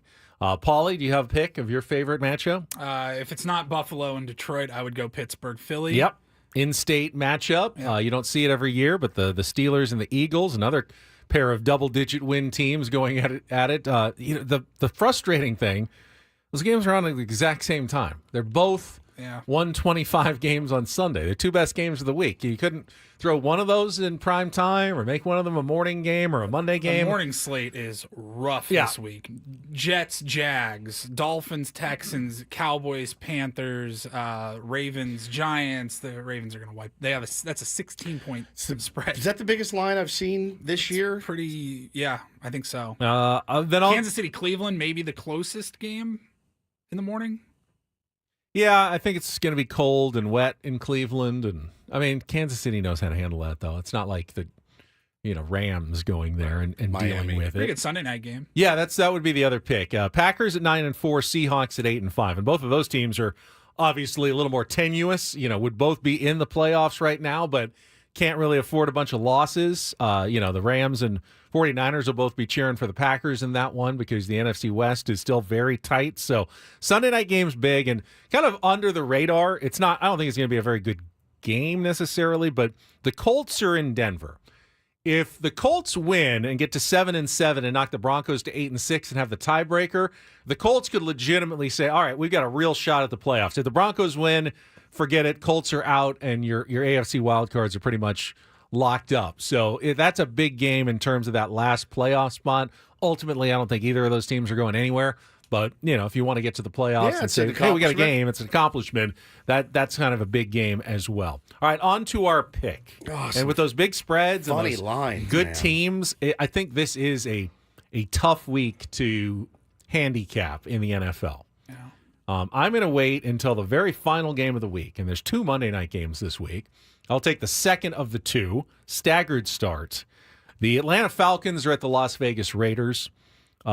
For me, there's a must-win for the Falcons and a must-lose for the Raiders. They're trying to hold on to first pick in the draft type status. Good the pick. Falcons need to win. Going to Las Vegas is not a huge disadvantage in terms of your fans will travel. Yeah. It's indoors. It's a pretty neutral kind of environment, and they're only favored by 4. Atlanta. So that a little more than a field goal hurts a little bit, but otherwise I can see the Falcons winning by 7-10 in this one. So I'll take Atlanta I might put on the money road. on that before everybody else does, and that number climbs. No kidding. And I'm going to roll with the Vikings laying a touchdown against the Bears. I have liked what I've seen from the Vikings recently. And the Bears are not great at all, not even a little bit. Caleb Williams, and again, I mean, it's we always blame the quarterback, but that was my first thought as well. Yeah. But the Vikings, they always play close games. Yeah. It's just like they're allergic to not close games. like the Chiefs. And they win them. Kevin O'Connell's been really good in the close games, but man, they don't blow out a lot of teams. If there's a team you can blow out, I think it's the Chicago Probably. Bears, I think. But that Chiefs and Browns line, I mean, So you're I was looking looking at that and you're like, all right, they're on the road in I don't Cleveland. think the Chiefs have covered. I don't think they have. Like in It's 2 like months. week 1 maybe. But again, you're like, it's the Browns. It's 4.5. You can't win by a touchdown, Patrick Mahomes and crew. I'd probably put money on the Chiefs. Paulie, what do you like? They don't cover. The Chiefs do not But cover. what does that say though? Like, well, look at their record. They don't It says cover. they'll win by 3. You know what it says? They're due. They're due for a cover. And who better to cover against than the Cleveland Browns. Yeah, I guess with that logic, I mean, you could take the Jets -3.5 against the Jags. Those are two horrible teams. But you would think eventually an Aaron Rodgers team is going to cover against the spread, right? Probably not. Yeah. I would probably throw money on. I like Denver. They're playing really well. They've been playing pretty good football most of the season. They're at home. I think Denver can beat Indianapolis by it's 4-point spread. Feel better if it was 3. Yep. But I'll take Denver at -4. Sunshine State. And that is our football threesome. Try to favor the home teams for a if I Thursday. Speaking of covers, James Taylor, I believe, sings some of them during his concerts, and you can win tickets right now for James Taylor and his all-star band at the Rady Shell at Jacobs Park on May the 10th. Just be the fourth caller at 833-288-0973 right now, 833-288-0973. Hook you up with the tickets to James Taylor and his all-star band at the Rady Shell. Tickets go on sale tomorrow at theshell.org. Our boy Jordan tweeted us in from North Carolina. He said, #Chapel Bill is already becoming a thing. I fully expect those shirts to pop up all over Franklin Street. I bet he'll be spending a lot of time in chapel. Chapel Bill. On Sundays. Yep. All right, we will come back. Final segment of Ben and Woods. Wrap things up on a Throwback Thursday. Annie and Elston coming up at 10 here on San Diego's #1 sports station, 97.3 The Fan.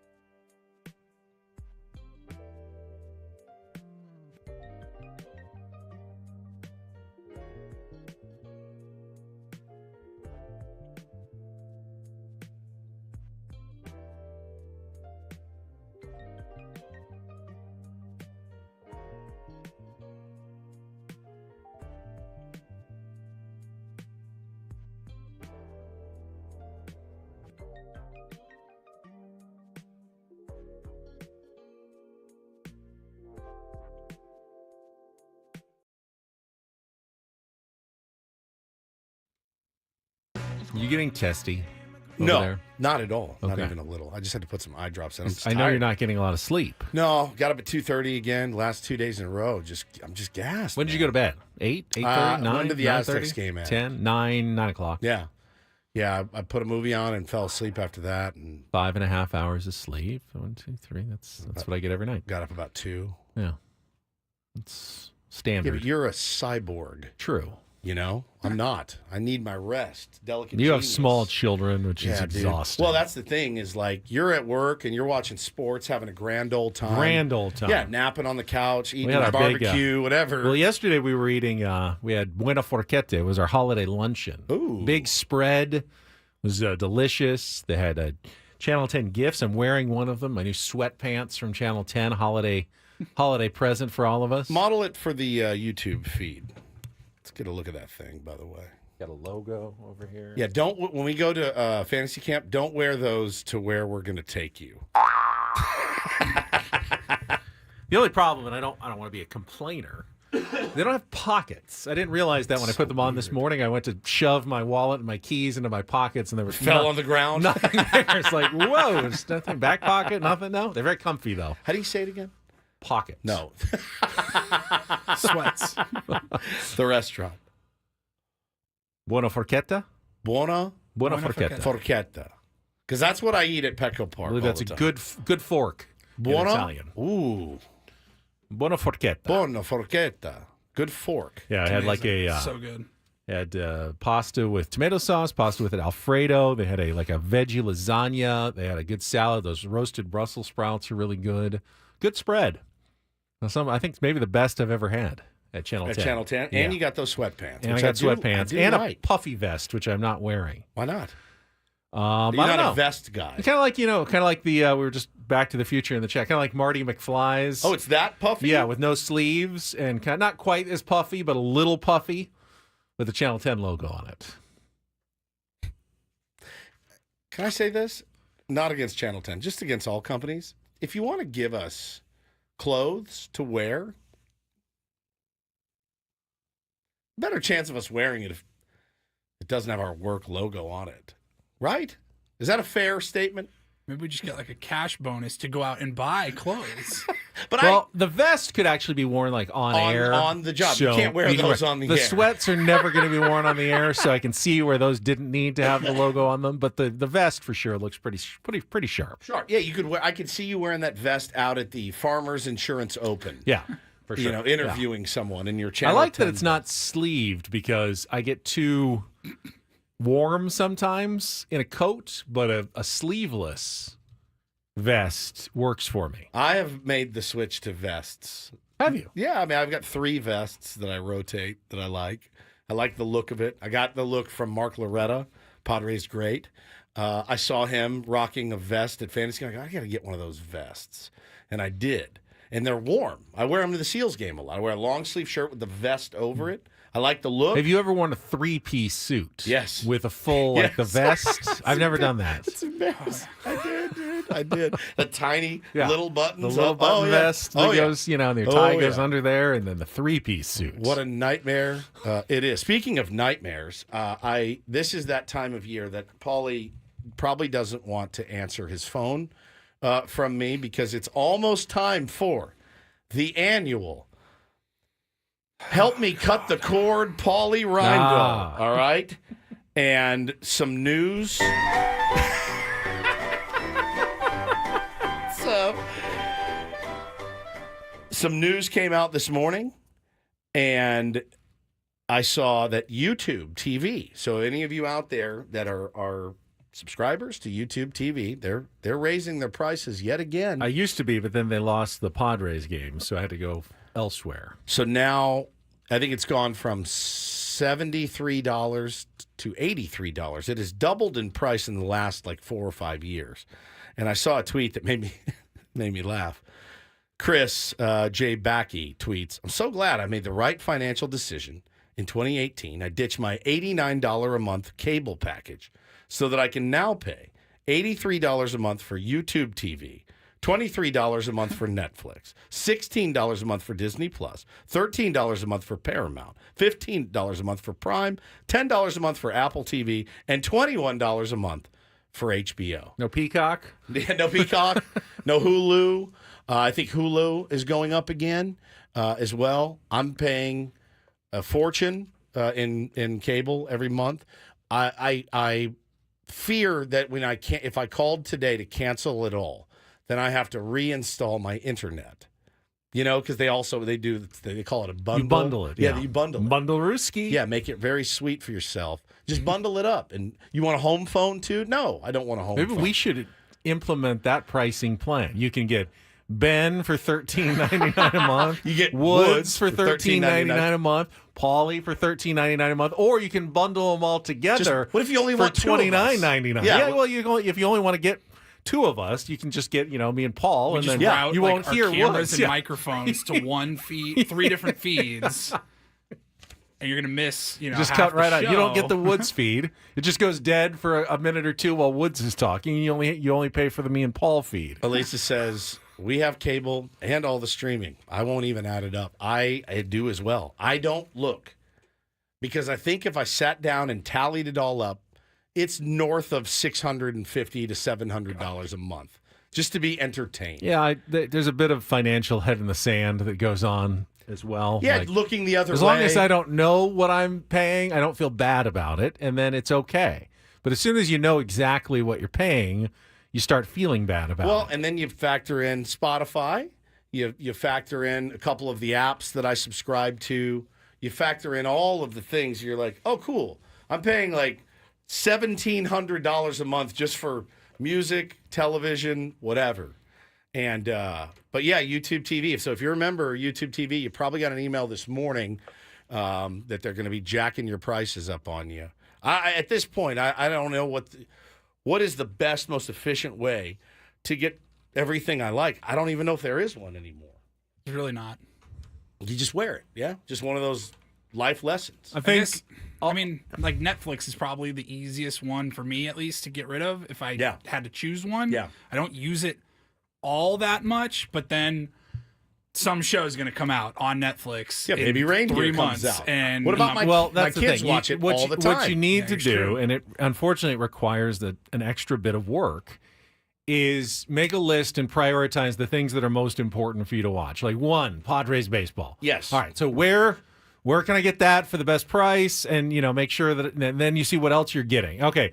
Second most priority is it Amazon Prime? I want to make sure I get the football and the movies that they have, or is Netflix because you want the vast selection that they have. Where's your second priority? And kind of go down the list until you find some things that I can probably excise at the bottom. I can live without all the Star Treks on Paramount Plus. I can't, but other people can, I'm sure. So like Max, right? Yeah. I will go watch Sopranos. Oh, you need that. So that's high. That's high in your priority list. And but it's not. You got to rank it them 1,000 times. Well, that's a personal decision to you.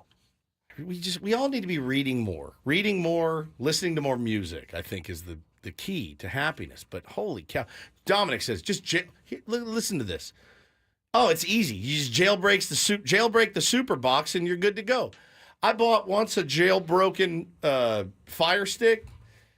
It didn't work. The FBI was at your house within 5 minutes. It didn't work, dude.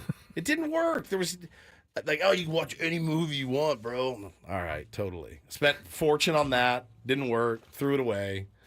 I hate this, man. I hate this. So I'm with Elisa. I pay for the cable and I pay for all the streaming. And the one I don't is YouTube TV. I do not pay for that. So I guess I saved myself $83 Well, a YouTube month. TV replaces cable. Does it though? Part. Because they don't have MLB Network, which I need. They don't have games, which I need. It's a little cheaper, but you're giving up. If you don't care about baseball, then you can definitely do baseball. YouTube TV. But if you want to do baseball, it's not a great option anymore. It's not even an option. This is a nightmare. Well, you can do it, and then you can sign up for the Padres. Padres.tv. Yes. There are ways to do it. But I have to watch that in my home, on my home's internet. All right, we got to check traffic one more time quickly before we wrap things up. Correct? Correct. Yeah. Home internet. Super. Only. Traffic. From the 97.3 The Fan Traffic Center, here's Kelly Danick. Got a collision near the Via Rancho Parkway on-ramp to southbound 15. It's over to the right shoulder. And a crash has been cleared into the center divide on westbound 8 past Los Coches. I'm Kelly Danick with Ben and Woods, San Diego's #1 sports station, 97.3 The Fan. Great idea by Tony in the chat. Says, hey, Woodsy, T-Mobile gives free Hulu, Netflix, and Apple TV. Well, Tony, I'm on Verizon, and I've been on Verizon. And I just added my wife to my wife has always been on my Verizon account. Now, she needs access. I said, fine, take access. And I have to approve. She just bought a new phone. So I got to approve it. We go down to Verizon in person. I go, put her on the account. When she buys all her new things, I don't care. She can do whatever she wants. Put her on the account. They go, yeah, no problem. Yesterday, she's setting up her new phone. What do I get? Please allow her access. I'm like, oh my God, I just thought we did this. I need somebody to come in and make it easier. You know why T-Mobile offers free whatever they're offering, Hulu and everything? Because they know if you sign up, they're going to make their money. They don't offer it out of the goodness of their hearts. They know they're going to make it back on the back end on your mobile bill. Well, and now if you're paying for it one way or another. If I switch, it's going to cost me money to switch, right? And Depends I have to on how long you've been break with a contract Verizon, yes. and all that stuff. I mean, there is certainly, if you're smart about it and know like when your contracts end and you keep switching, you can take advantage of the introductory deals over and over Who's again. got the time, If dude? that's the lifestyle you want to lead, and switching every 12 months or 16 months or whatever it is, and go, okay, introductory rate's over. It's time for me to switch again and take back my Spectrum box to the store, and I'm switching over to DirecTV, and then you do that, and then you switch again, and you switch again, and you switch again. And yes, you can save some money that way. But I don't know about your overall well-being, Woods. Yeah, it's not great. It's not great as is. You Right. throw that onto the fire. Throw those logs on the fire. If my wife came to me and said, I need you to be more fiscally responsible with all the streaming stuff, I'd be like, I need a divorce. There's no way I can go on with this. Don't task me with that. You've already tasked me with a lot.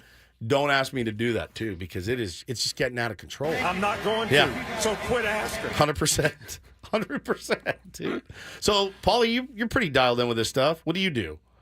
No cable. Yeah, we steal cable. Oh, all right. I mean, you use a family member's. I don't care. Use a family member's account for cable. A password. Someone's paying for it. I'm big with you on HBO Max. Can't get rid of that one. Yep. Netflix would probably be the one I think that I would get rid of. So Brandon gives me the old, just call them and threaten to switch companies. They lower the price. I just did that, and I'm paying more. I think the best, and I'm signed up for another 15 years or something. I think the best bundle for you would probably be Hulu, the Hulu bundle with Yeah. Disney Plus, ESPN Plus. And I think I had to put them on our house note. So, yeah. This is a good reminder as we wrap up the show. 97.3 The Fan remains free of charge. Free of charge, not a nickel. Support our sponsors, please. Yeah, thank you. You don't pay a dime for this. Thank you. That's it for us. Annie and Elston coming up next. We'll talk to you tomorrow to wrap up the week on a Friday for Paulie and Woods. I'm Ben. Have a great one, everybody. So long.